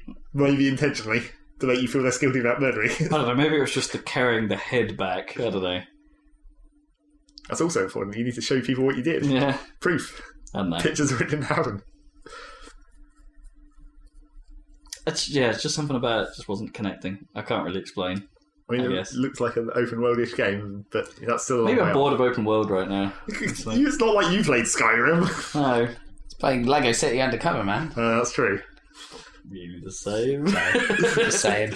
I should really play Far Cry 3 at some point. That game is pretty damn good. You should probably play that. I did enjoy Blood Dragons, so I don't know. That really compares. That's not... I mean, that is open, but it's not the biggest world, is it? It's just some bases, right? Yeah. Not that Far Cry 3 isn't, but Far Cry 3 is cool. So then we had the dude that was behind the remake, or was part of the behind the remake of Killer Instinct. Yeah. Which was cool. And he's like, well, now we're going to remake something else that people have that is beloved. And then apparently we've never heard of. No, I don't know. What the hell is Phantom Dust? No, apparently most people haven't heard of Phantom Dust, but the few who have are well enthusiastic about it. Yeah, I have no idea what that is. And it was a kind of a weird, I don't know, typically Japanese-looking fight. Well, it's safe to say that game is not going to look like that. No, that was obviously CG trailer, but yeah. And it's maybe not... I don't even know what sort of game it is. I hear it's got card game type elements in it. No, really. So I don't know how that relates to Triple Triad! Yeah, to the fighting. I like that guy. Like, Killer Instinct dude is a bit of a... Oh, yeah. It's a bit of a dude. Talking heads! But at this point, I was getting bored and typing talking heads, so it's just heads. Psycho Killer. Well, it's because they only exist for like 5 seconds. Particularly the last... I think the last one was like literally... It was like, hey, I'm going to say a sentence. And then you're gone. Yeah. Snappy. They didn't even have like a little discussion like some of the early ones. Keep it moving. It's like, oh, and then we got to see some more Division. It's like, and my note here is like, the conference has so far avoided bad co-op demos. Oh wait, now there's cheesy fake dialogue. Yeah, it's basic. It's not as bad as it has been. It's like it's not even really a new demo. It's just like It's the same demo from last time, kind of. It's the same demo, just in a different place. Yeah. I mean, That's going to be the game, though, yeah, isn't that it? is the game, Yeah. I guess. You go to a place and there's some bad guys and you shoot them. I mean, it looks good, but That's also still not gameplay, really. yeah, and you know, it wasn't available for play. anyone to play, Yeah. so it's all just Fear it's all just smoke and mirrors right now. Although the one thing I did sort of the DLC on Xbox thing came up again, but then like the flash drones I thought were kind of cool. And like the way the paint splattered when they shot it. I'm surprised more people didn't pick up on that, because every time they were showing that footage later and anyone was talking about it, no one mentioned the paint splats. And I was like, they clearly did that very specifically to show off their paint splattering technique, because he totally completely fails to shoot that enemy and tracks along the line of paint cans to make them work. That looks cool though. It was a nice looking thing. Oh, and my comment here is like the guy at one point sounded a bit like Knuckles, and I was just like, "Oh, I'm down." I couldn't hear that bit because that got obscured by a lot of other I was sounds. just like, "Oh, I'm down." Yeah. No vowels involved. And like while that demo was playing, there was just one guy standing on the stage, the big stage at the back, and it's like it cut away and cut back to him. He was still just standing there in the middle, and it's like, so he's standing there the whole time. Bit strange. Oh, and then more NT kernel rumours came true. The Platinum are working on an exclusive IP for Xbox. Yeah. And showed a CG trailer of something called Scalebound, which has dragons and enemy crab things. Basically, Monster Hunter crossed with Panzer Dragoon, Pretty much, yeah. apparently, by the looks of it. Okay. I mean, count me in just for the Panzer Dragoon part. Let's see how this turns out. But They didn't really well, it might not be that Panzer Dragoon, because they didn't the dragon looked a lot like Yeah, the Panzer. I mean, that's why I made that reference, Yeah. but it's not like he flew around and shot things on Well, it. there was a flying bit, and he flew towards something big, so maybe there will be some flying. Basically, the dragon is like your teammate, it looks like, in a fight. Yeah, And then you absorb the enemy's power somehow using your mystical sword powers, yeah, I guess. and but yeah, that dragon design, so Panzer, Yeah. so Panzer. No actual gameplay, No. and then Crackdown. Crackdown. That franchise everyone loves. I don't care. Don't know. It was kind of fun. I did play the first one. In a dumb way. Just really didn't get into it at all. I guess it was like early open world. Yeah. I guess. Yeah. Like, I suppose. Well, it came out after. I had the Halo 3 beta. I guess. That's I guess why everyone cared. the GTAs before 4 had all happened. I guess before Crackdown, but Yeah, well, Crackdown had, it was, I don't know, it had that kind of, you could just leap around the city like an insane person, which was pretty cool. Yeah, and then Saints Row 4 perhaps kind of destroyed it, maybe? Yeah. Sure, yeah. So maybe they saw Saints Row 4 and were like, hey, this is popular again, let's make a Crackdown. Yeah, we can totally do insane neon. It's not even called Crackdown 3, it's just called Crackdown. Wow, maybe. Yeah. Crackdown. They didn't really Crackdown 2, announce the title, then did Crackdown. They just said Crackdown. Yeah, they didn't even do like a title splash or whatever. Crackdown. They didn't say it. Crackdown. They just said Crackdown. Crackdown. They said the Crackdown franchise, I'm Crackdown. sure. And at some point, I think Phil Spencer changed outfits like a couple of times throughout the show. He did. And at one point, he was wearing a T-shirt that had like the orb on it from Crackdown. And it's perhaps we should have seen it coming. And that was it. No end surprise. That's my end. A coughing end for the Microsoft press conference. There was no sort of surprise tease at the end. Well, They that sort of was said- the surprise tease. Was Crackdown. But normally they Everyone sort of was just expecting end on Crackdown. it, don't they? And then just they don't say bye or anything. It's just like, we'll just leave you with one thing, and then they play the trailer, and that's the end. But he came back and was like, thank you. Well, maybe they just felt that was a better way to do it for the TV. Yeah, I guess. To Thank you actually for have joining an us. See ending. you next time. Roll credits. Yeah. That was Microsoft. Yep. So, I don't know. I think Crackdown could be alright. It's a reasonable list. I felt quite good coming out of that show. Sort of going, they have some stuff. What game do I really want to play, though? I think the main one I want to play is Forza Horizon. Forza Horizon, yeah, definitely. Sunset Overdrive is on my list. Yeah, maybe something like that. And, we'll probably end up with the Master Chief Collection. You just almost to carry on this thing of, getting every Halo game. And so we could actually play Halo 2. Yeah. Well, maybe we should play Halo 1 Anniversary Well, yeah, Edition. we will. Yeah. I'm sure we will. No, Let's just play the whole thing in one sitting. Fuck it. Yeah.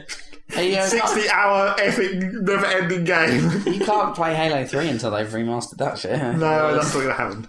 I think they fairly conclusively proved that at this point. Now that they're releasing it in this package, I think that's the They'll never cut-off. do it. Maybe. Right, maybe. Yeah. Maybe.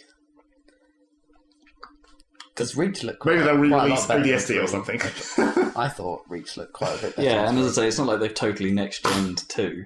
They've probably just gone, as I say, they've only gone slightly further than they did last time. Well, yeah, I guess if they are ever going to do another re-release of a Halo game, it'll be like, it won't just be a graphical update, it will be an actual total redo. Yeah. 2 will look better than 3. Yeah, I bet they probably can't pull off the engine thing that they do. You know, running the old engine and the old graphics with the new game and the new graphics running on top. Not for free, no. No, maybe No. not. They're still doing that too. That might be harder. Yeah, Or maybe 3 is just still considered passable visually. Yeah. yeah. Supposedly the old engine thing in 2, they've made it so it no longer has to fade out, it's just instant. Or more instant. Oh, okay, right. Because the only bad thing, I suppose, about 3 was the fact that the Halo 3 engine and the ODST engine didn't really run at a decent res. No. They would. Oh, right. They So were, since they were, they've they were upped the like res. 520 something. They were, Yeah. Call of Duty style resolution. Yeah, and then that's they true. fixed it in Reach to be. Man, that could be quite fun. I'm looking forward to that.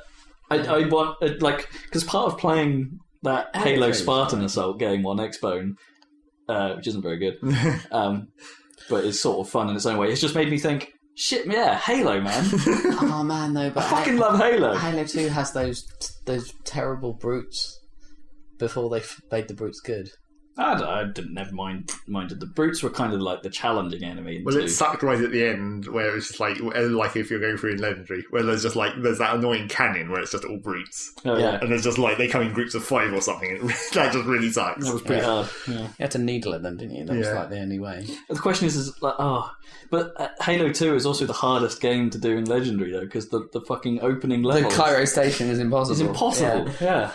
I remember sitting watching Ruben try to do that for like 3 hours. It was hilarious. I had a similar experience at uni where one of my housemates at the time, Ben, I think he was just spent so long trying to do that section, and just didn't.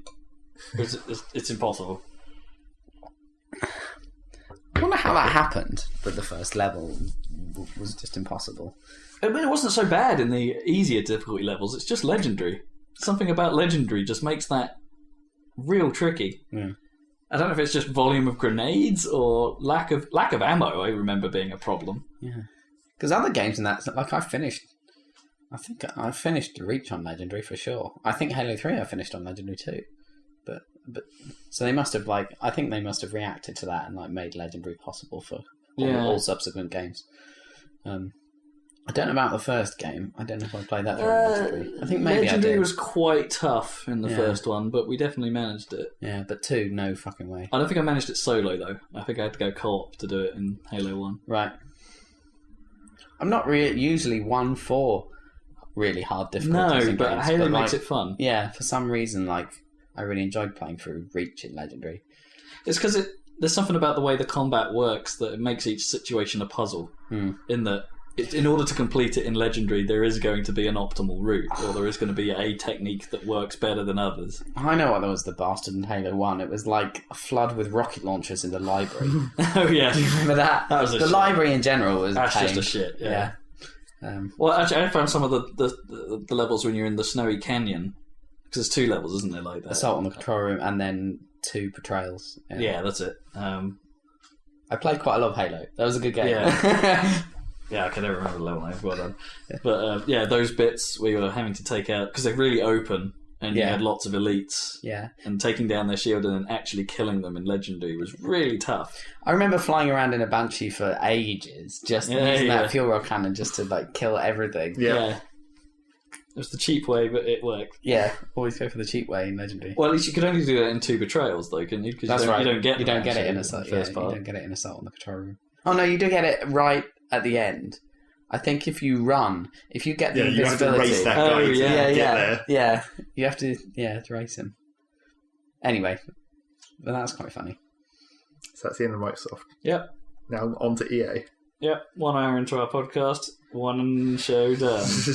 Yay! EA's much shorter. Yeah, these were much. So the Microsoft one was only an hour though, so that was. But they crammed a lot of stuff. They did cram it in. I liked the style of their show. I have to say, well played, Microsoft. I enjoyed that. And I came out of it feeling good, feeling pumped, get hype, and then went into EA. Go right. What the shit are these arseholes gonna do? Yep, naturally. And then they had Swami McSwarm. I called him Slicky McBastard. Yep. Slicky McBastard. He's just got that weird look to him, and he's wearing a weird suit. He's wearing a very tight suit. Yeah. He's got slick, oiled, 1950s greaser hair. Yep. He's oleaginous. What? Oleaginous? Yeah, it just means oily. Okay. I'm learning. I am learning. Rob learns English Day. So they started off with Consider me peaked. a not. Your interest is peaked. They started off with a not really anything trailer of Star Wars Battlefront. There were a few of these, weren't there? They were just hey. Well, speaking of the whole of EA in general, there was a lot of not actually anything trailers where it's like, hey, we're working on this, but it's not going to come out for probably 2 years. Yeah. Because it's sort of like a concept. It's just remember us? Yeah, we're doing it. We're still doing it. Don't lose faith in us, guys. God damn it! Last year we had a fucking AT-AT stomp something, and that's all you saw. That's fair enough. Pretty much right. At least they sort of showed some in-engine stuff as part of tiny bit. as part of their dev diary. It's just here's the speeder bikes going through a forest, cool. and it's it looked pretty good. That's probably all they've done. Yeah. The best goddamn speeder bike the show is in Destiny, not in any Star Wars game. Yeah. Anyway. So there was that. Then they had the proper stuff for Dragon Age Inquisition. Well, I put just after Star Wars Battlefront, I put and then talking because as is traditional, one of these companies always has to have slightly too much talking. There was quite a bit of talking but not too much. No, they've been worse. Yeah, EA have definitely been worse. So they had the Dragon Age trailer, but while the trailer was playing, they had a cellist on a sort of an electric cello thing doing it, and so Dragon Age Cello Simulator 2014, and then EA instantly fucked up by invoking a meme. Oh yeah, all the feels. Yep. He just goes all the feels. No. It's like, well done EA, you've totally screwed this up. Everyone hates you. Who was it that said that? It wasn't Slicky McBastard. No, it was just the Dragon Age guy. Yeah, I got a bit. The one thing that came out of that. I was surprised that the tactical option exists. For as much as they showed it. Yeah. Here's a singular screenshot static picture. Yeah, Bye. That's an interesting approach. Maybe that makes that style of combat a bit more manageable. Maybe. And I also had to note that fire from the dragon looked pretty cool. Yeah, I guess coming down from above as it did at the end. It's that's a sweet looking fire. Although it was still a bit of the that dragon has no aim. No. It flew off, flew down, and I'm just going to step slightly to the side of where it's aiming. It had some sort of cool animations, the dragon. I mean, I know it was a bit skanky RPG style stuff, walk up to its leg and slash at it and some HP come off. Yeah. But it had some cool animations, if people were round the back, it would do a little back kick. Yeah. And stuff to knock them back and stuff. It was alright. It was kind of cool. I just don't care about Dragon Age. No. I had zero interest in it for some reason. Another one of those developer diary sort of trailers, Mass Effect is happening. And here's maybe a picture of a Krogan, but we're not really. Yeah, they just showed some landscapes, basically. Yeah, sort of concept landscapes. And apparently BioWare are also doing something else that's even less defined than this Mass Effect thing. We're working on another thing. There's another IP coming somewhere. Well, that's good. Yeah, it's nice. New IPs are always good. I feel like they shouldn't make a Mass Effect game, but I mean, that's money, isn't it? It is. And it'd be interesting to see they didn't really go into the detail of what they wanted to do with it. They just sort of said, the fans kind of wanted, this is the chance for you to do something different. And it's so maybe they are going to leave the story alone and do something different in that universe. And it's that'd be, that's a fair enough direction to go, I think. There's enough lore there that you could do tons of stuff. It needs more depth, that universe. Yeah, I mean, but they could add to it. That's what I mean. They could have any number of stories to flesh out bits that weren't relevant to the Mass Effect games because it feels like a believable world. You could do a prequel where you were it was humans versus the cat dudes, the Turians. Yeah, that'd be quite cool. I mean, that's the obvious one. But the trouble with that is contact wall. The trouble with that is it's then you're going back in time in terms of tech, and then maybe it's not as cool. Yeah, in tech were. They just do what games normally do and make it anachronistic and like just have all the stuff you had at Mass Effect 3. Yeah, it's fine. Kind of like how Reach introduced armor abilities, and it's like, well, why didn't I have this during Halo? Because I think in the lore of the Mass Effect universe, it's like in the First Contact War, the humans didn't even have kinetic shields, did they? They just had regular like their weapons weren't like the human spaceship weapons weren't like the Mass Effect guns or whatever they have. They were just like super guns, yeah. Regular like kinetic weaponry or whatever. It was different back then, which is weird. That could be cool, though. It could be, maybe. But then, yeah, that will still run... That is basically the same problem as Halo had, where it's like, we're going to go back in time and everything will look nicer, but we're having to work with these older weapons, but we're still going to change them. Oh, God. Oh, God. And then fake screaming. Yeah. It's like, was that a crowd of placed hype girls yeah, I put here? It sure was. When Sims 4 was announced, there was just like, woo! Woo! It's the fucking Sims. Who gets that excited about the Sims? Some people really fucking like the Sims. Yes, but not people who should be at E3. Maybe. I don't know. I saw some like stuff for that, like way before the show. Like I saw the like house builder. It looked freaking amazing. The house builder looks pretty cool. And they had the character builder at Eurogamer last year. The work they've put into that thing is just pretty impressive. But. And then they did a bunch. But it's The Sims. Then they showed not really. It was like not actual gameplay. A sort of fake story of what's potentially possible. Death. Yeah, hooray! It was so weird. Like hooray of dying from laughter. It was like it was all nice and like I don't know, family friendly-ish. Yeah. And then at the end, it's like, and then he dies. And here comes Death checking his iPad to see if he's actually dead or something. That was completely weird. It's really strange. I just do not get The Sims. It's just everything. It seemed interesting at first when the first game came out, right. But since then it's just like you're doing nothing interesting with this. Like supposedly personality traits. I think they are different, aren't they? Yeah, from the first ones, certainly. Yeah, they are. But I'm just not. It's not interesting. Well, it's not necessarily aimed at you. No, but I don't know. I think good luck to them with The Sims. It is different. And at least they're not fucking it up like they are with SimCity. I'll give them that. It is still, apparently. Yeah. I don't know. They didn't talk about any kind of internet connected. No, you have to be on. You have to be in a neighborhood with real players. They did show their stupid store though. Oh yeah, they did. It's not really a store. It's more like a workshop. Yeah. Anything that anyone makes. It's a bit like the Sporopedia. Except not automatic, presumably, or totally automatic or something. Not the whole basis of the game like Spores. That could be cool as well. I just put my notes here. Just said this went on way too long and it was way too dull. It did go on for quite a long time. It's important. And then he died. Then he died. Yeah. It was ridiculous. And then we had a bit more about the EA UFC game. With a fake interruption. Yeah, naturally. Whoa, hold on. Let's not talk about Bruce Lee this much. For some reason. And then they said, well, Bruce Lee's going to be in the game, so, you know. Yeah, exactly. For some reason. Or, well, maybe, I guess. My notes here said, I'm asleep. Well, it was probably dull. It's just UFC again. Yeah. Really. It's like all the other sports games. It didn't even look that great. I mean, not even graphically very good, and the fighting looked janky. Well, the fighting is always going to look janky. I guess. Especially in the UFC game. I just wasn't impressed. And then they had NHL 15, and then all I could think about, this isn't going to be as fun as 2002, is it? It's never going to be as fun as 2002, ever again. It's the best one. And I was like, it's a bit white. Like, over...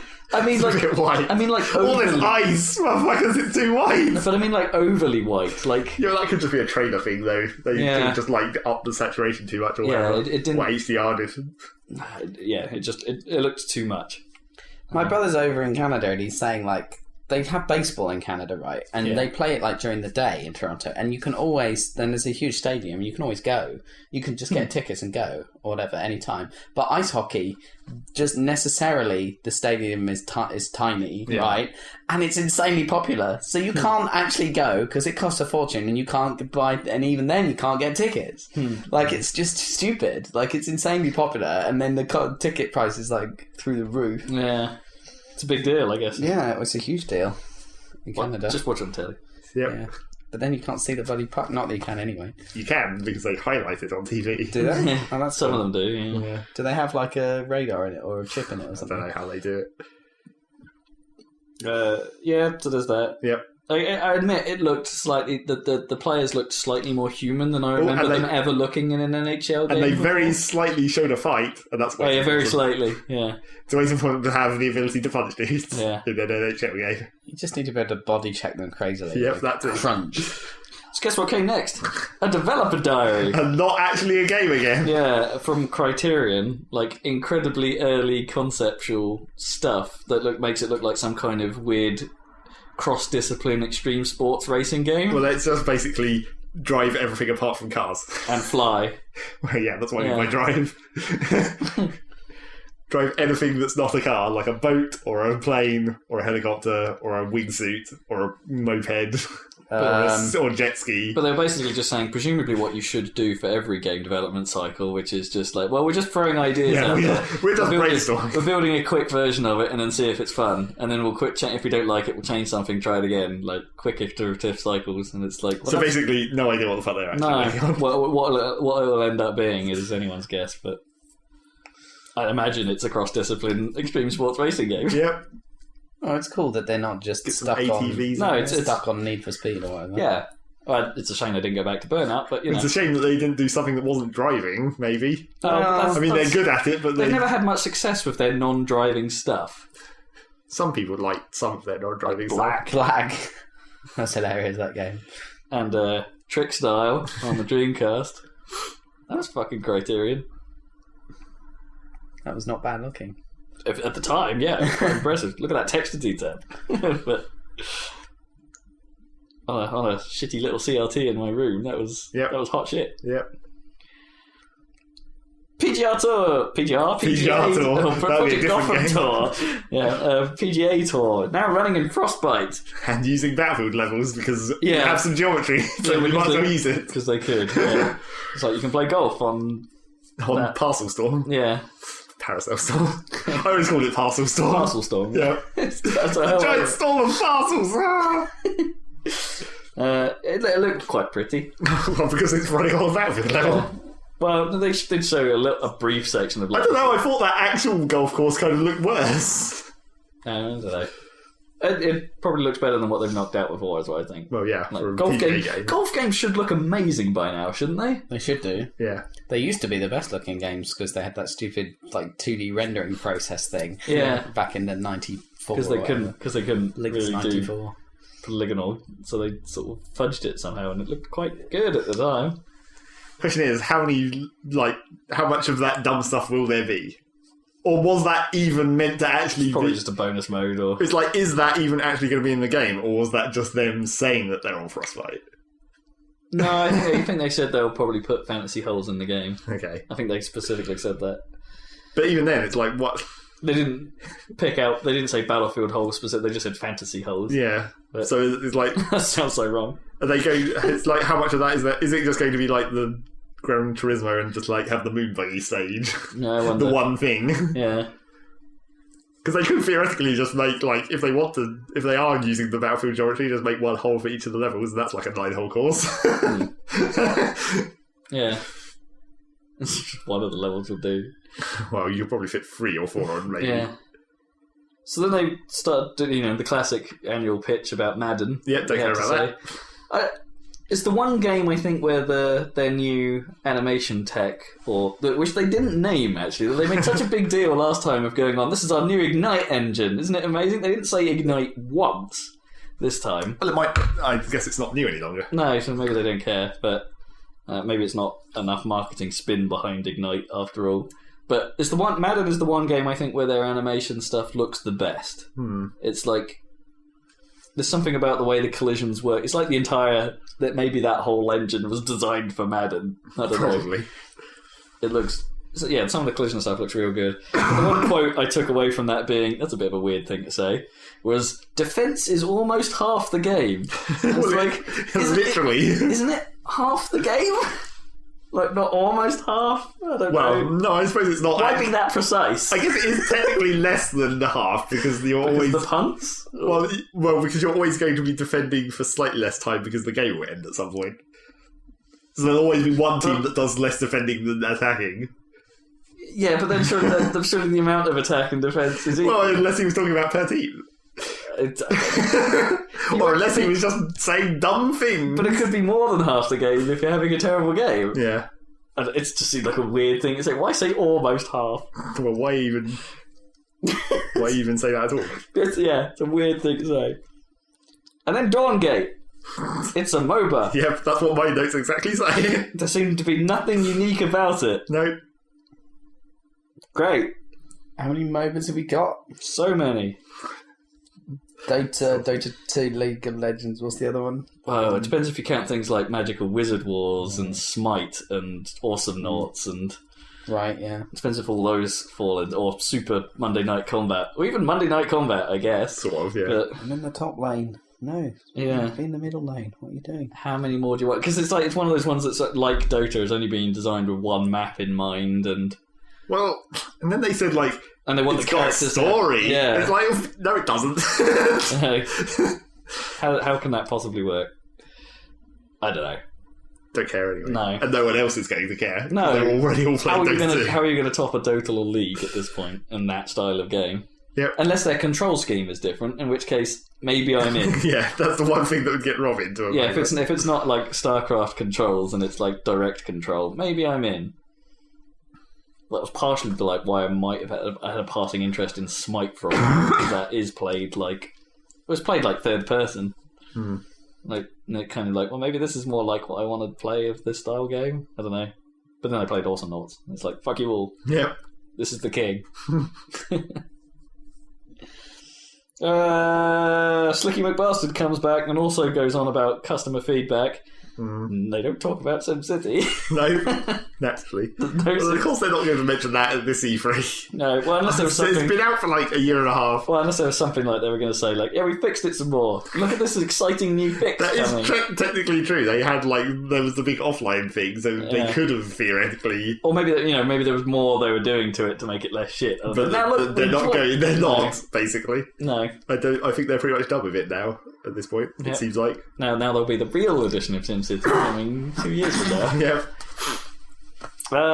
More developer diaries, this time about Mirror's Edge 2, showing even less than everything else. Well, sort of, more than the Criterion thing. I guess, but the problem it was playable at some point. I guess. The problem with Mirror's Edge is that it's like, I guess the look of that game and the aesthetic of that game makes what they're showing pretty much the same as how the first game looked.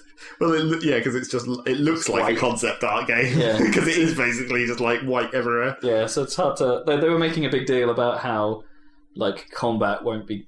It will, in theory, not be quite so clunky because they're trying to make it a bit more relevant to Faith's character and that she is quick and decisive in her actions. But therefore, combat should be quick and decisive. And it was like, that's fine, but they cool. still showed the enemies having guns. So Yeah. it's a fail, basically. It's like the whole gun mechanic. But what are you going to have them have, though? I don't know, but it Be just sort kung of fu makes... enemies or Well, something. yeah, they basically did that at the end of Mirror's Edge. It where just, sort of it's makes it just sort of makes getting shot a random factor is the problem with it. Yeah, because it's like there's no way for her to avoid bullets except for the mystical power of the enemies really being really bad shots. Yeah. They should do that. It's like They in should hard... have them be terrible shots. The problem was in like hard mode of Mirror's Edge, you could be running down the same stretch, and sometimes you'd make it just fine, and other times you'd get shot to hell and die. It's like that's the problem with bullet mechanics in a game about movement. Yeah, it was just bad. Unless the bullets are like dodgeable in some way, but I don't know. I never liked when of the combat elements in that game. So It was basically like they just sort of screwed up from the start by when they invented this world of Mirror's Edge, they put guns in it. If they'd somehow come up with some ridiculous excuse of why everyone only went into melee combat, then that would have been fine. They just put it in the UK. Yeah, Guns are outlawed. There you go. They should have done the stupid... they should have had the shields from Dune. You know those shields? Oh, right, yeah. Where, like, the faster the thing is, the more resistant the shield is, so that the only way to fight someone with a shield is through Use kung a sword, fu. basically. Yeah, use a sword or do kung fu or whatever. And what, and stab really slowly? Yeah. It's okay. Yeah. Yeah, because if you strike too fast, it will bounce off. So you have to be super awesome. Huh. That's what they should have done. That would have solved the whole problem. FIFA 15! Yep, don't care about that. Still not talking about Ignite. Not even Heimdall talked about Ignite. But they didn't really talk about anything for FIFA 15. It was just like, it's FIFA 15. His- Because like Madden, they were all like about the defensive plays, and FIFA 15, it was like, this is just FIFA 15. Here's a trailer with I'm quite the sellout Idris Elba. Yeah. It's like, don't get me wrong, love the guy, but man, he's on fucking everything at the moment. Like, so many Sky ads. Yeah. Or just one Sky ad, all over and over. There's a few of them. I think he's been on a couple. One big Sky ad that they play parts of. Yeah, that's probably more likely. Yeah. If that was all actual footage from the game, it does look better than 14 does. Yeah. Like, because of like certain things, the things about the grass, I guess. The grass looked like, and some of the faces actually looked a bit more normal, Right. rather than the sort of weird googly-eyed versions they are in 14. Yeah. And that's sort of like the way like stuff gets kicked up. Like, it's a bit excessive because I don't think you'd ever see it like that. But like bits of water and bits of grass flying like as the boot kicks. I don't think that ever happens, but it looks cool.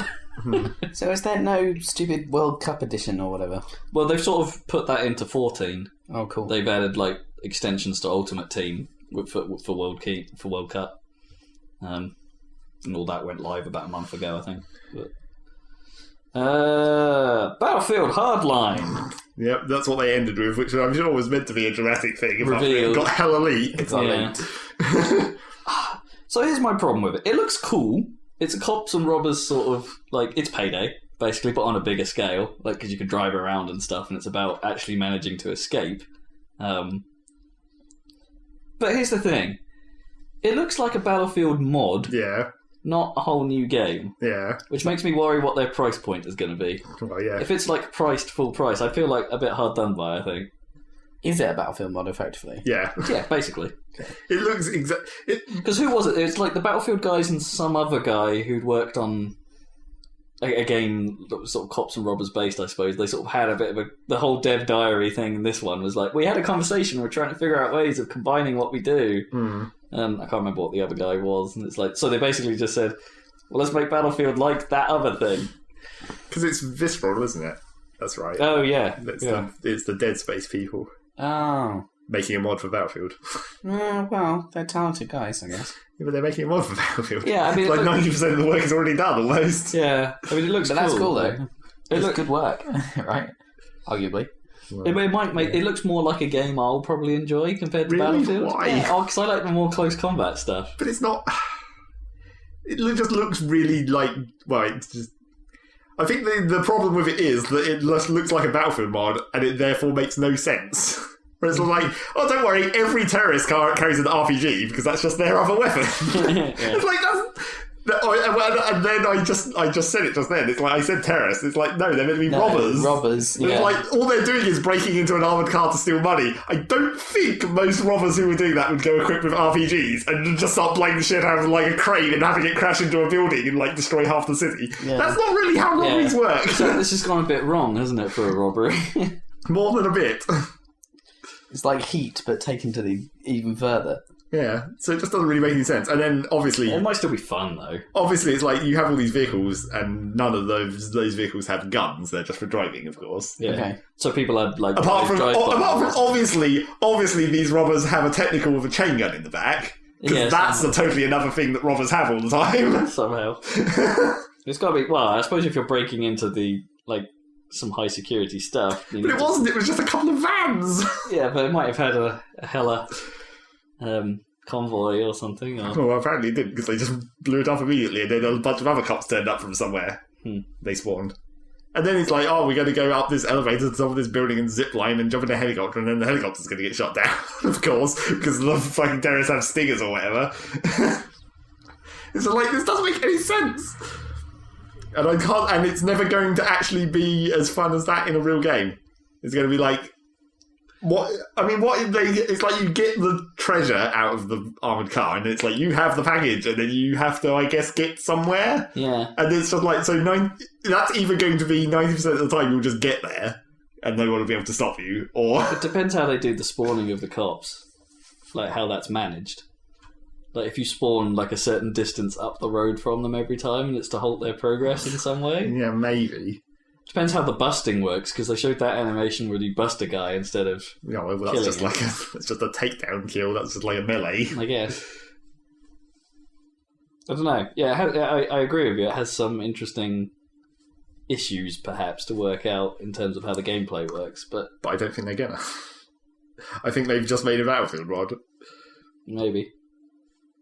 Why is What does getting that in name out mean? Like Hardline, and why call it Battlefield as well? Yeah, why not Apart from just being spin it obviously off? Battlefield. Yeah, I mean, even if it was in the Battlefield engine, like was borrowing Battlefield effects and stuff, like at least change your UI or something and reskin it in a way that makes it a bit of a separate game, and then maybe you could get away with not calling it a Battlefield game, Yeah. and somehow maybe this would be okay, Yeah. or more okay than it currently feels. It's not like you've been playing Battlefield Garden Warfare or whatever. Yeah. Well, that's different enough. Yeah, I suppose. It doesn't have any shared assets apart from Frostbite. But yeah, I've got a note here, like, why is getting in and out of vehicles still crappy looking? Well, Like, he just you teleports. you just ping in Maybe and out. maybe they haven't It's done like, that. but they did an animation of him changing seats at one point. Did they? I don't remember that. Yeah, I think he like moved from the seat to a gun or hung out a window or something. What they... Oh, no, he was shooting out the sunroof, wasn't he? Something like that, yeah. But that's probably just like that's like an aim toggle when you're in the passenger seat, I'm guess. sure. Like, you hold down Well, the aim but button then and you go also out. drive-by mode as well, so there's two toggles. Yeah, maybe. Or I don't know, they animated that, and it's like, I want them to properly animate getting in and out of cars, man. Well, they really should, especially in this situation. I mean, for military vehicles, it's a bit more difficult. Like, to do the whole animation of getting into a tank would probably be It'd probably take too much time. quite a hassle. You know, and Titanfall gets around that by, like, Having them just open up. yeah, being nice and easy. And then right at the end, they had some more fake screaming and some pyros, of course. Yeah. Let's just have some giant smoke, like, explosions on the front of the stage. Because we were trying to be dramatic, but everyone already knew this was going to happen. And this is one of those available now moments. It's like, you can get the beta right now. And then their website broke, Yeah. of course. Although they did also... I guess the dramatic thing at the end that they were trying to be all dramatic about with their pyros and shit was that, like, we've got a whole bunch of demo stations here for you to play right now. Yeah, at press. the event. They just had a ton set up. Which was also why apparently they booked press in for 2 hours, and everyone thought, wow, this is going to be a really long press conference. It's But like, no, it was actually just an hour-long press conference, so we want you to stay here for a whole other hour and play our goddamn game. But then the dumbest bit was the streaming from a rooftop. Yeah, that's also dumb. How are you even going to see what the fuck you're doing? Especially in LA. Yeah, like, so the much brightest sun. possible rooftop possible. So much sun. And it's on. It's being launched on October 21st, I think. Was the other thing. Mm. And the other weird thing, when they were announcing the beta, right? Yeah. And he was like talking about the PS4 menu, and it's like, oh, you should just put Battlefield 4 on your machine, and you go hover on it. Like, the PS4 live tile will show you the thing. It's like, hang on, live tile? That's what... Isn't that a Microsoft term for their OS? It's like, That just piqued me. You totally peaked there. I was like, I can't take anymore, I peaked. That was EA. Yeah, it was It pretty... wasn't that interesting. I mean, a lot of stuff coming maybe 2 years from now. Yeah, exactly. Maybe. I mean, yeah. Yeah, there's almost no news there. Mm-hmm. Well, there's stuff that's coming way off. Yeah, there's some stuff that we wouldn't have heard of before, exactly, or wouldn't exactly have seen any of before, but mostly, meh. Mostly meh. Right, so where are we at now? Hour 47. We've got enough time for Ubisoft at least. Yep, let's crap this out. Okay, my page hasn't loaded properly. Ubisoft. Hang on, there we go. So they started off with Far Cry 4 stabbing you in the face. Let's tear shit up! And also, you're fucked. You're fucked. That was his spectacular quote. I guess it was later in the day. Well, it wasn't on They were- TV any longer, for a start. So they were basically just allowed to start opening the swear gates, and And the face stabbing gate. man, did they. It's like, so Aisha Tyler was back, who I haven't rated in the previous years. She's cool. She's alright. I don't necessarily I just don't think she's done a good job of Ubisoft's conferences in the past. It's a really hard thing to do. I think. Although this time she was alright. Yeah. I have to give her props for this one. She was fine. Well, the thing is, like, she calls out the dumb jokes that people write for her, but then still, apparently the people writing for her still haven't learned, because the bit that I quoted from her talking was like, she says, "I can't wait to see what's coming next," and then the next sentence, "I've seen what's coming next." And it's like, who was writing this? Yeah, so I can't wait to see what comes next. I mean, I've already seen what's coming next, but... Yeah, she was good at that. She didn't go over the top with the ad-libbing that she did do, which is what I think is where I've not liked her in the past, talking about girlwood. Yeah, and all that. Shit like that. She didn't say all the feels. No, so that was already an improvement. She did say competitive. Which I like. Superlative. Yeah. So the Far Cry 4 thing was just the intro initially. Yeah. I mean, it's quite visually nice, that game, I think. Of course it is. Freaking Far Cry. They've always been visually nice. I hope it's good looking on the new consoles. God damn it. Yeah, I mean, there were some dodgy looking shadows while they're in the bus, but yeah, like the old pixely shadow tech still is a thing. Yeah. Destiny shadows look awesome, by the way. And then the bad guy does the traditional bad guy thing of killing a guy. Of being a bit weird. Being weird and being excessively blood violent. on my shoes! Being excessively violent to his underlings, as is the tradition of bad guys. And then seeming surprisingly happy to see you, like he knew you, or... Yeah, I mean... Oh, and then he takes a selfie, so lols. Very weird. Good times. But I wonder if he's going to be like...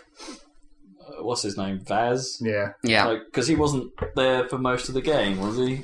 Yeah, well, Vaz was like initially awesome, but then it got unfortunately like superseded later in the plot. Which so I wonder if this is all another ruse. Like, this guy is not going to be. I don't know. He's the coolest thing about the game. He's not going to be there for long. If they do that again, that means they failed to interpret what people liked about Far Cry 3. Yeah, I need to because but that was what they were doing. They were trying to pull an MGS2 in a way, weren't they? Like, well, not quite as badly as that, but it's sort of like, here's the bad guy. Yeah, he's cool, isn't he? Let's market it with nothing but him. Yeah, fuck that guy. That game was awesome regardless. You didn't in the act of playing Far Cry 3, you didn't see it very much because it's a giant game of open world. And, the story wasn't much they didn't really rate it that highly. Well, it started off pretty promising. They just kind of cocked up at the end. Yeah. But it was, it was a thing. Just Dance 2015 is a thing. Yep. The Fox says it's exactly the same. And also, now you can do it with your phone. Yeah, that's probably the most interesting thing about this, I guess. Not Just Dance 2015, but the Just Dance Now bit. Yeah. And that basically they turned Just Dance Now! In that they've basically realised that the Wii Remote is in incredibly shit motion control, so they might as well use a phone to do it instead. Yeah, and you do use your web browser to play the same game. Yep. It's... Okay, that's quite a clever idea given the limitations of the Wii and the Wii U sale figures, I guess. But it doesn't turn it into a different game. But it doesn't actually make the gameplay any better. No. Because phone motion sensors are about as bad as the Wii. Like, you could probably figure out the precise waggle technique needed to make that song work without leaving the chair. Probably. But, there's a Kinect version, and, oh god, performance sharing in 2015. So, it can record you, yes. Yeah. Oh god. That sounds like the worst idea ever. Well, sort of. And then there was like, while they were doing the Just Dance Now crowd the stage demo thing, which was also went on for a bit long. Yeah. Like, they did a whole song. Yeah. Well, basically. It was a short 2/3 of a song. Yeah. I couldn't help but think because they had people in like one of the balcony areas. It's like is this the Muppet Show? Yeah, exactly. It did look a bit like that. I thought we were past this crap. Is the other thing I put on it? No. Then they showed the Division again. Aisha Tyler was crapping herself with joy. Yeah, apparently. Crapping herself with joy. And then the creepy serious guy introducing the story trailer. Oh right, yeah. Like, you just had weird eyes. Well, and then into my soul. The trailer for the Division was like super serious as well. Yeah, it's I think very well made trailer though. It was basically pretty cool. It was basically the Dead Island trailer. Well, no, because everything that happened was invisible, wasn't it? Its trick was kind of cool. Yeah, but it's basically the Division was invisible. Dead Island was in reverse. It's basically the same thing. It's just like, oh, this kid dies, and so we're not going to show it. Like in the Dead Island, we're showing it backwards, and then in the Division, we're not showing it. Only we're showing the invisible effects. I don't really call it the same thing, but it's basically it's cool. It's a child dying. That's basically. I still thought again. I put a note, even though this is all a pre-prepared thing. Facial animation didn't think was much good. Well, there wasn't really much facial animation to animate. At the end, it was like serious face. When they did any kind of talking, it looked kind of weird to me. But again, not happy with your faces. Not much to show again. Yeah, they didn't actually show the gameplay in that bit. Did they did not. No, that was just the trailer. They already used the kind of, trailer. They kind of were smart about some of the stuff because they were like, yeah, you saw this before, so here's something else. Yeah. The Crew. The Crew. It's driving. Yep. You can drive coast to coast. Apparently. Is this like presumably shrunken version of America? Yep, sounds like freaking Test Drive or something. Yeah, like pretty much. All of America. Beta coming July 24th with a PC version in the works as well. Woo. So that again, nothing really to get excited about. Really, it's not exactly going to be Forza Horizon 2. No, So. I mean it looks. I mean, it's an impressive concept, I guess. The visuals didn't look too bad, but I just don't know what that game is going to be. No. Open world driving game, presumably. Yeah. Open world driving games are very hit and miss. Yep. Mostly miss. Yep. Assassin's Creed Unity came back. Yep. The big gun, I guess. This was the story trailer mostly. Well, they did do a bit of the game as well. Yeah, at first it was mostly story trailer, but yeah, and it had a cool Lord version of Everyone Wants to Rule the World. I liked that cover. Ding, Right. Ding. So they were going on about that this is going to be slightly more unlike the other Assassin's Creed games, is that they want to go for a less linear story progression. Okay, that's cool. Does that mean the story's just going to be like that they don't have to write such a good story or something because they just have to write lots of little stories? Maybe. I don't think they did a very good job of well, I guess it's a hard thing to show, but it's like they were like, this is an open world, more open world where you can go and do whatever mission you want, whenever you want. So it's like in the middle of this other. Yeah, it's like I'm going to start chasing this guy. Oh no, wait, I think I'll just walk in here. Yeah, fuck that. It's like that's not really the best way. I found something else to do. Show that concept. It's like I'm going to stop doing the thing I was doing and do something else. Well, maybe it's like chase that guy, and that probably wasn't a mission. That was probably like one of those. Well, it was an ambient. Yeah, thing. ambient. And he stumbles on something that's not ambient. Like maybe that place is something that's always going to be. I might as well do that because that's going to be one of my completion tasks. But then he didn't actually do it because it was a multiplayer mission. Yeah, naturally.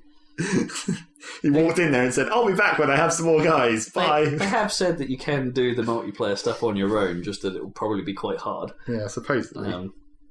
My note here is like throughout all these demos and stuff that things don't seem French enough. In what way exactly? Well, the accents. You know, like how in Assassin's Creed 2, it's all that sort of accented to be Italian. Certainly a Gile. I don't think it sounds French enough. I don't think it's accented enough to make it sound French. Everyone sort of sounds British. That's no good. It's got to be French. Yeah. Okay, that sounds bad. Especially since Ubisoft are like French. Yeah, that's the worst bit. It's like they should nail this, right? Maybe they're worried about it. Maybe we do not want to see him so much up our ass. We don't want to be too French. But that, we are slightly embarrassed. I think it's a good setting for. I think it's amazing. Yeah, setting. it could be great. The French Revolution is freaking crazy, man. It's a really good choice. Balls. I mean, that went on for years as well. It wasn't like one thing. It was like the royals came back, and then all kinds of things. And it makes me wonder if perhaps they're planning another sort of series of games like 2. So, like, they may stay around. Yeah, that could work. Because, like, it's bonkers. I mean, they rethought everything. They were like, 12 o'clock? That's bullshit. We want decimal time. And what are these months? Well, they're named after all these, like, Roman gods. That's bullshit. We should, like, change the names of all the months. 1 a.m. Yeah, exactly. They just, like, redid everything, basically. Crazy. After chopping everyone's heads off first. Yeah. And they did have a little bit of a stealth section that I thought looked pretty dumb because he was just like right in front of them. Someone would have seen him. Well, that's the classic like interior stealth sections that they've done in lots of those games where it's just like I'm crouching behind like a small bookcase. Yeah. And no one in this room with my sword sticking up. Like it's not even like a guy standing up in a room would be able to see him because of the angle. Yeah, well, it's more that when he snuck past those guys sat at the table, it's like one of them's just looking in your direction. Yeah. It's like, and you're just like, I'll walk up these stairs, which have gaps between the stairs. Like you'd never see the railings, yeah. It's like Skyrim stealth. If you're moving slow enough and you're in the dark, no one can see you. That's bullshit. I mean, they've been doing... Ubisoft should be able to do it. I mean, like, Splinter Cell, it was pretty convincing back in, like, the early Xbox Given game. how far people can see you sometimes in Assassin's Creed, it's like, oh, how the fuck is that guy spot me? I'm like 2 stories above him. Yeah. Meanwhile, there's some guy on a rooftop, like, 3 blocks away. Yeah, It's going, like, hey, you shouldn't be up get here. the fuck down. I'll arrow you in the knee. Sounding. Yeah, So, has anyone got any thoughts on the kind of... How did they manage to fuck up their PR there on the female character thing? What did they do? Because whatever they did caused a shitstorm. Well, they said they basically just said... They had it in the demo, That's the thing. really. So basically, they don't have it. Somebody asked them, but at some point they must have said they were going to have a female I don't know if character. they Oh, said no, wait, they were but going to. I think that was just that everyone wanted one, and they said they were considering it more like. Oh, they said they said they were going to do it. At some point they said something. Might have been dumb. something in the initial when they initially announced it. Right. Like, I think there was some rhetoric there that maybe had mentioned it. And then the dude said, "No, we're not doing that. It's too much work." And then everyone went, "What the fuck?" And like, there was a huge shitstorm of like females are underrepresented in gaming, which is totally true. But then I feel a bit sorry for them because like they should never have said. That is a hell of a lot of work. It's like doing the Mass Effect thing. Like, Mass Effect pulled it off because amazingly well. They did the character twice, and it's essentially. Yeah, I mean, Well, it's not like in Mass Effect they had to do too much extra animation, really. well, Because it's not like she did anything particularly. Like Shepard never does anything actually like dramatically movement. He's like he rolls a couple of times. yeah, compared to Assassin's Creed, that animation is quite a lot easier. But still, I bet it was a monumental effort and was totally worth it. But I mean, they had to record all the lines twice. Yeah, the audio is the important part of that. But I mean, that was brilliant. But I mean, it's an extra feature that costs money to make, and I think it'd be worth doing in Assassin's Creed. It'd be cool to have a female. Even the option. I mean, even going all the way back to Deus Ex, the plan was to have the option, and they removed it because they didn't have time. And then made some weird ass character options anyway. Yeah. Oh, I'm going to be white. And I mean white. Not just white. Albino. Yeah, albino with black, with crazy black hair. That was classic. I think I used to be a ginger guy or Yeah, something naturally. in Deus Ex. So yeah. Because you couldn't really see yourself except in No. mirrors, but it affected your brother, funnily enough. Yeah. So your brother would be black or whatever if Yeah. you were black, which was cool. But had the same voice, of course. Of course. Like, yeah. So we were sort of right. They had previously said that they were going to do it, but they backed out of it, basically saying it's double the animations, double the voices, all that stuff, double the visual assets. Especially now because we have customizable assassins, it would be a lot of extra production work. But then Jonathan Cooper, who currently works at Naughty Dog, who used to work on Assassin's Creed 3 as an animation director, argued that female animations would only take a day or two's work to create. Right. And I'm like, I don't know, I think that's bullshit. But That sounds like bullshit. a day or two? Yeah. Really? But they still screwed up massively because they should never have said they were going to potentially do it when they... Because you could have seen this coming a mile off, right? I don't think so. I mean, it's literally just a hella overreaction it's just like one tiny thing that just got picked up. It's like it was like the Tomb Raider thing last year, where it's like, whatever they said about when the woman was talking about talking about the new Tomb Raider. No, it was the Tomb Raider thing was the stupid the almost rape scene or whatever. Oh, right. Where it was just one tiny thing that one dude said, and he said it in a slightly bad way that got misinterpreted, and it spun ridiculously out of proportion. Yeah, because the guy was talking about how you want to Protect her, yeah. Like they're trying to make the game make you feel all coddling. I don't know. Yeah. Oh, right, yeah. And it's like that just got ridiculously out of control. It's like this is basically the same thing. And they have a perfectly legitimate reason this time. Yeah, it wasn't like a miscommunication. It was just like, we couldn't do it because it cost too much. Yeah, it costs too much. We don't have the time, I guess. It's dumb, though, because, how do they know? Maybe they've done market research, but how do they know that, how does the whole industry know that, just not doing this sort of stuff isn't like costing them money, right? Because how do you know that people wouldn't consider these games that they wouldn't otherwise? Yeah, I wonder if they looked at the success of Liberation and thought, well, that didn't work. Yeah, but that was That's like a not game. even comparable point. I know, but I know, but marketing people, right? I'm not sure they're that dumb. I think they might be. It's marketing. It's always dumb. I just don't think I don't think there's... Well, if you wanted to, you could make a story argument for why it's, like, not a woman. Because it's just like, whoever's in the Animus, what if that's a dude? Then you're stuck. It's how you have to have a dude assassin. Yeah, but you can make a lady in Presumably, anyway. Surely that's how that works. Yeah, you'd like... If you're going back through your DNA if history... it's genetic memories, then... it doesn't have to be a male. Yeah, that's doubly weird, though. If they ever go into that part of the topic. I don't know if they did in Liberation, I guess. Well, they avoided it in Black Flag, didn't they? Essentially. Yeah. We're just going, we're making a video game. That's the story of this game. Oh, yeah. Man, that's cool. I'm hoping that's in the Steam side, because I kind of want to play that. I do want to play that. But I sort of, because I'm in the Assassin's Creed loop, I think I should play 3 first. Right, yeah. Well, that'll be in the sale too. Yeah, maybe. Maybe it's about time for one of those. Maybe the Assassin's Siege. I sort of did Yes, when I was watching those trailers. Assassin's. It's like I do kind of enjoy those games. Yeah, they're cool. There's enough flaws with them that make me sort of hate parts of them games, like really hate parts of those games. And the last one I played wasn't that great. No, like Revelations wasn't brilliant. No, but I do kind of still like them. So there. 2's like a classic at this point. 2's so good. Yeah. And apparently this is out of all the teams that Ubisoft have, this is the one that headed up Brotherhood, is supposedly working on Unity. That's cool. Is the lead team on Unity, at least. Sure. Because wasn't it the 2 team that made 3 and that they kind of dropped the ball there, arguably. Yeah. I can't remember. Yeah. Anyway. I can't remember.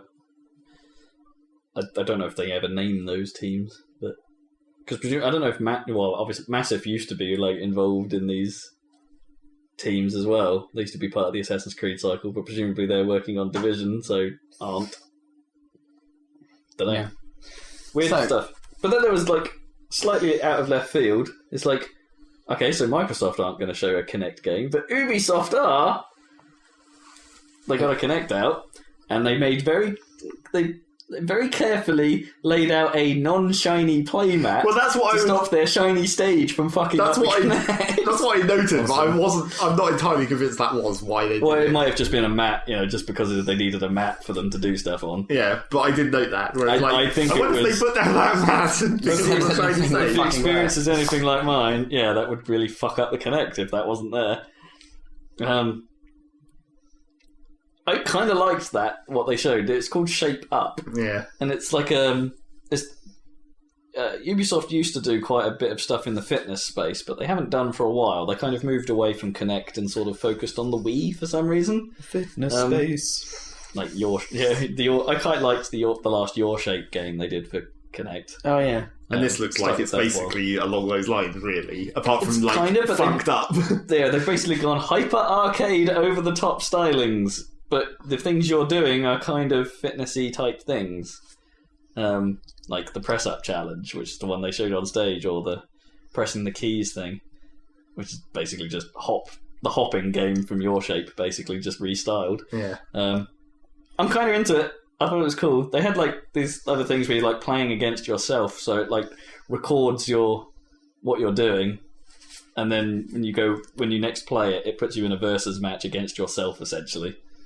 Like, so the doing the true arcade thing. Yeah. As your score to beat. It's an actual recording of what you did. I thought it was cool. I want to see what's in there. And naturally, the success or failure of that would be, is there enough stuff to do, and can you chain it together into a sort of workout? Yeah. Rather than a collection of mini-games. Yeah, I want to see how that goes. It looks cool. I like how when they like the initial screen before they like showed any of the game, the panel they had on the window, the big screen behind just said "Shape Up, insert player to start." Weird. That's kind of cool. That's kind of creepy. Insert player chunk. I am inserted. Player inserted. Valiant Hearts. Let's cash in on 100 years of World War One action. Well, no, 100 years of World War One action. D-Day action. It's like 8 years of World War One action, and then like 96 years after that. Yeah. Isn't it only 4 years of World War One? I can't remember.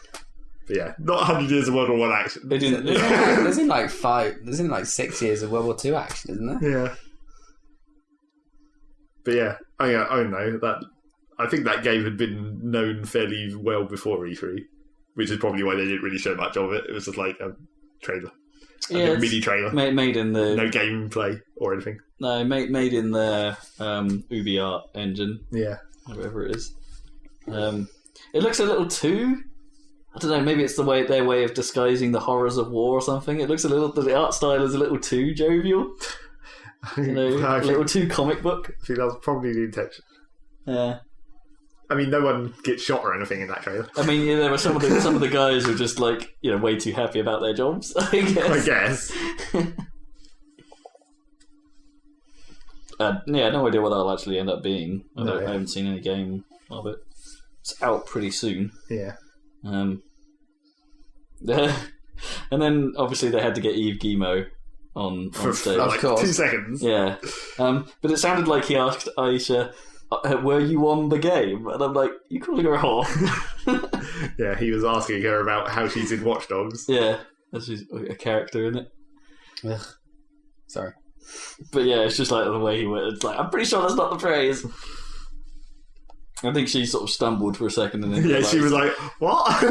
Oh yeah, I know what you're saying. That's what he meant. Man, I just imagined Archer as like an insane point and click adventure. Or if it was done like the South Park game or something, like where they're trying to match the art style. Yeah, exactly. You'd match the art style exactly. That could be pretty cool. It'd be really hard to do compared to the South Park art style because it's a bit more intricate in the animation. Well, it's quite static though, isn't it? So it could work. Yeah. So, cut away to what Eve was super excited about, I guess. Yeah. Like, cheesy multiplayer chat begins. Yeah. Like, fake multiplayer chat. Actually. It's not too bad, though. Somewhat believable, maybe. Wow. It's not like... Sort of, apart from the classic, like... when over-professional, I guess. Well, it's the classic thing where, like, when they invite someone mid-game or something? Or, wow. Hey, Chris. It's like when one of your team gets taken out and she's like, no, leave me, go get them. It's like, that's not how people react to dying in video games. Res me now. Res me, come on, res me. Why aren't you resing me? Res me. I'm fucking dying. Well, they don't seem to have much of a res system, or you don't have much time apparently in that game, if at all. So as it turns out, it's Rainbow Six Siege. Yeah. So new Rainbow Six.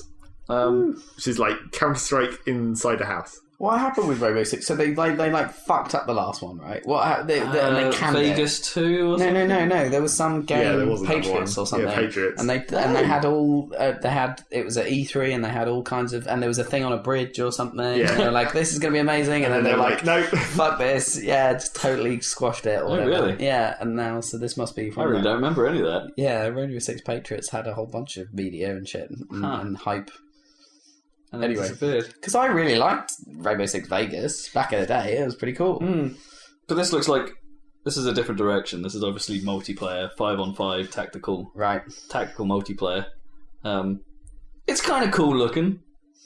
It's like, I don't know how interesting it's really going to end up being, or how annoying it's going to end up being in real life. To me, it looks like it's sort of a similar problem to what I think about Battlefield Hardline, where it's just like, it's never going to be as cool as that. It's going to be like, you'll get the hostage and then you'll just walk out. Yeah, maybe. There's not going to be all this, because they get the hostage and then they spend like 5 minutes just walking into random rooms and going up and downstairs and like, I thought you were going to be getting out of here. Yeah, when you they're more trying to hunt down the guy, isn't it? Yeah. Like, it's like we have to get this one guy who's still like getting us before he gets us. Leave. No, just leave. Just go.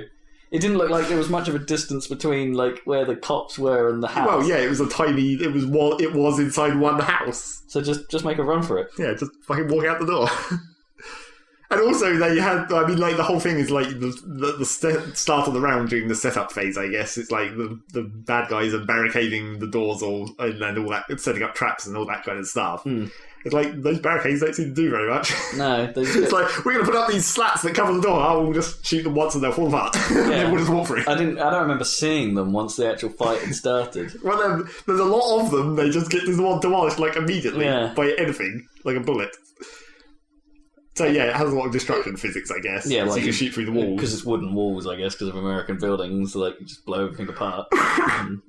And breach charges, of course. Breach the floor. As you do. That was kind of cool. But yeah, so that looks alright, I guess. It could be interesting. It's like, I suppose it's been a very long time since we've had a tactical shooter. So, again, I guess now's the time. Yeah, I guess. Seems alright. At least it's a game and not a mod. Unreal Engine powered, like the old on Rainbow No Six? idea.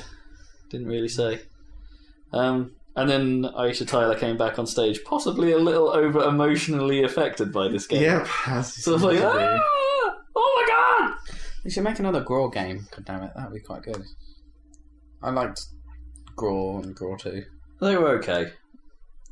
I think I liked them more in concept than in execution. Yeah, they were different. They were different. Well, didn't they... Wasn't there another one not that long ago? Don't think so. A Ghost Recon game? Because they did that thing with the Kinect, didn't they? Oh, what, the gun switching? Yeah. Yeah. What was that? Future Soldier or something. Yeah, right. Yeah, that wasn't that long ago. No. Oh, okay. But that was bad, obviously. Okay. Well, I don't remember it being reviewed as bad. No, just it was like kind boring. of Average. kind of not original enough. Yeah. So that was Ubisoft, pretty much. Yep. Generally cringe-free. Sort of. They stuck a couple in there. A couple of cringes. Well, wouldn't be the same without a couple of cringes. But at least they didn't have the insane guy. What was his name? Yeah, Mr. Caffeine. Mr. Caffeine. It wasn't a cringe binge. And they didn't have any backstage guys. Oh no. Fuck that Tobuscus shit, whoever the hell that was. Yep. Tobuscus. So there we are. There's 3 press conferences there. Oh, they didn't try an awkward laser tag game. No. Or they did still have the dancing. That was their dumb in the room thing. Yeah. Or an awkward... what was the other thing they've done before? The Shoot Mania demo. Yeah, the on-stage battle. Faked battle. Yeah, everyone's playing it kind of safe. Well, that's good. It's nice. Makes for I don't know, a while. It's better, like, I guess, but at the same time it's like, well, this is less fun in a way. Less dumb shit to talk about afterwards. It's fun when... I want them to embarrass themselves a little. Well, yeah, but it's fun when it's actually embarrassing because it's dumb and not because they're just reciting a meme and they think it's cool and it's not. That is just bad. If they've really gone all out to try and do something and it's actually just a terrible idea. Or like Aisha Tyler, it's like, it's all right, but it's not. That's just, it's a thing. It's not unintentional. It's like, it's deliberate, and therefore it's sort of funny, but not actually. It's not funny because of the tragic comedy. It's trying to be actual comedy. Tragic comedy. Well, that's what it's a Shakespearean concept. Yeah. I guess we've got the interesting thing is we've got 3 press conferences in, and there hasn't really been a major cock up. No. Well, this year was mostly free of major cock ups. Fairly slick. Then again, I guess they didn't. There's still Sony to come, don't forget. Well, I don't think they've some kind of this year. They haven't really done as much stage showing of stuff. It's like it's mostly been pre. Yeah, they haven't done. Yeah, I guess not a lot of actual live play. No. Like in EA's case, they had nothing. There was no actual games. Yeah. Well, I suppose the Assassin's Creed demo was played on stage. The Shape Up demo was obviously played on stage. Yeah. Just Dance was unfortunately played on stage. Yeah. But then again, you can't really cock up Just Dance. So they basically it's not sensitive enough. Yeah, so Ubisoft did 3 stage demos. EA did none. Yeah. And Microsoft did quite a few. Well, a couple. Don't know if there was that many. Well, Assassin's Creed again. Yeah. Fable Legends. Oh, yeah, okay. Also on the... and actually that might have been it. Yeah. On the Microsoft one, they barely showed the stage anyway, so you wouldn't have been able to tell. Yeah. I guess. They didn't spend unnecessary amounts of time focused on a guy and his controller in his hands, and not showing the actual fucking game. They didn't make the Sony mistake. I forget which conference it was. I don't think it was their E3. It was one of the other ones they did last year, where it was just like, this guy is really keen on the wide shot, so we can't see what's going on screen, which is where all the interesting stuff's happening. Well, we'll talk about Sony later. Yeah. That's the end of this part of the podcast. Yeah, I think we should cut it there. Okay, join us for part 2, including the Sony and Nintendo, well, the Sony press conference and the Nintendo digital event. We're almost Thingy. exactly at regular length. It's 2 hours 13. Yep, convenient. Thanks for joining us, and tune back in right now for more E3 2014 coverage You're from the assuming Salad. I upload these at the same time. What's you going to do? I'm going to be mad. You know how lazy I am. Bye. Bye-bye.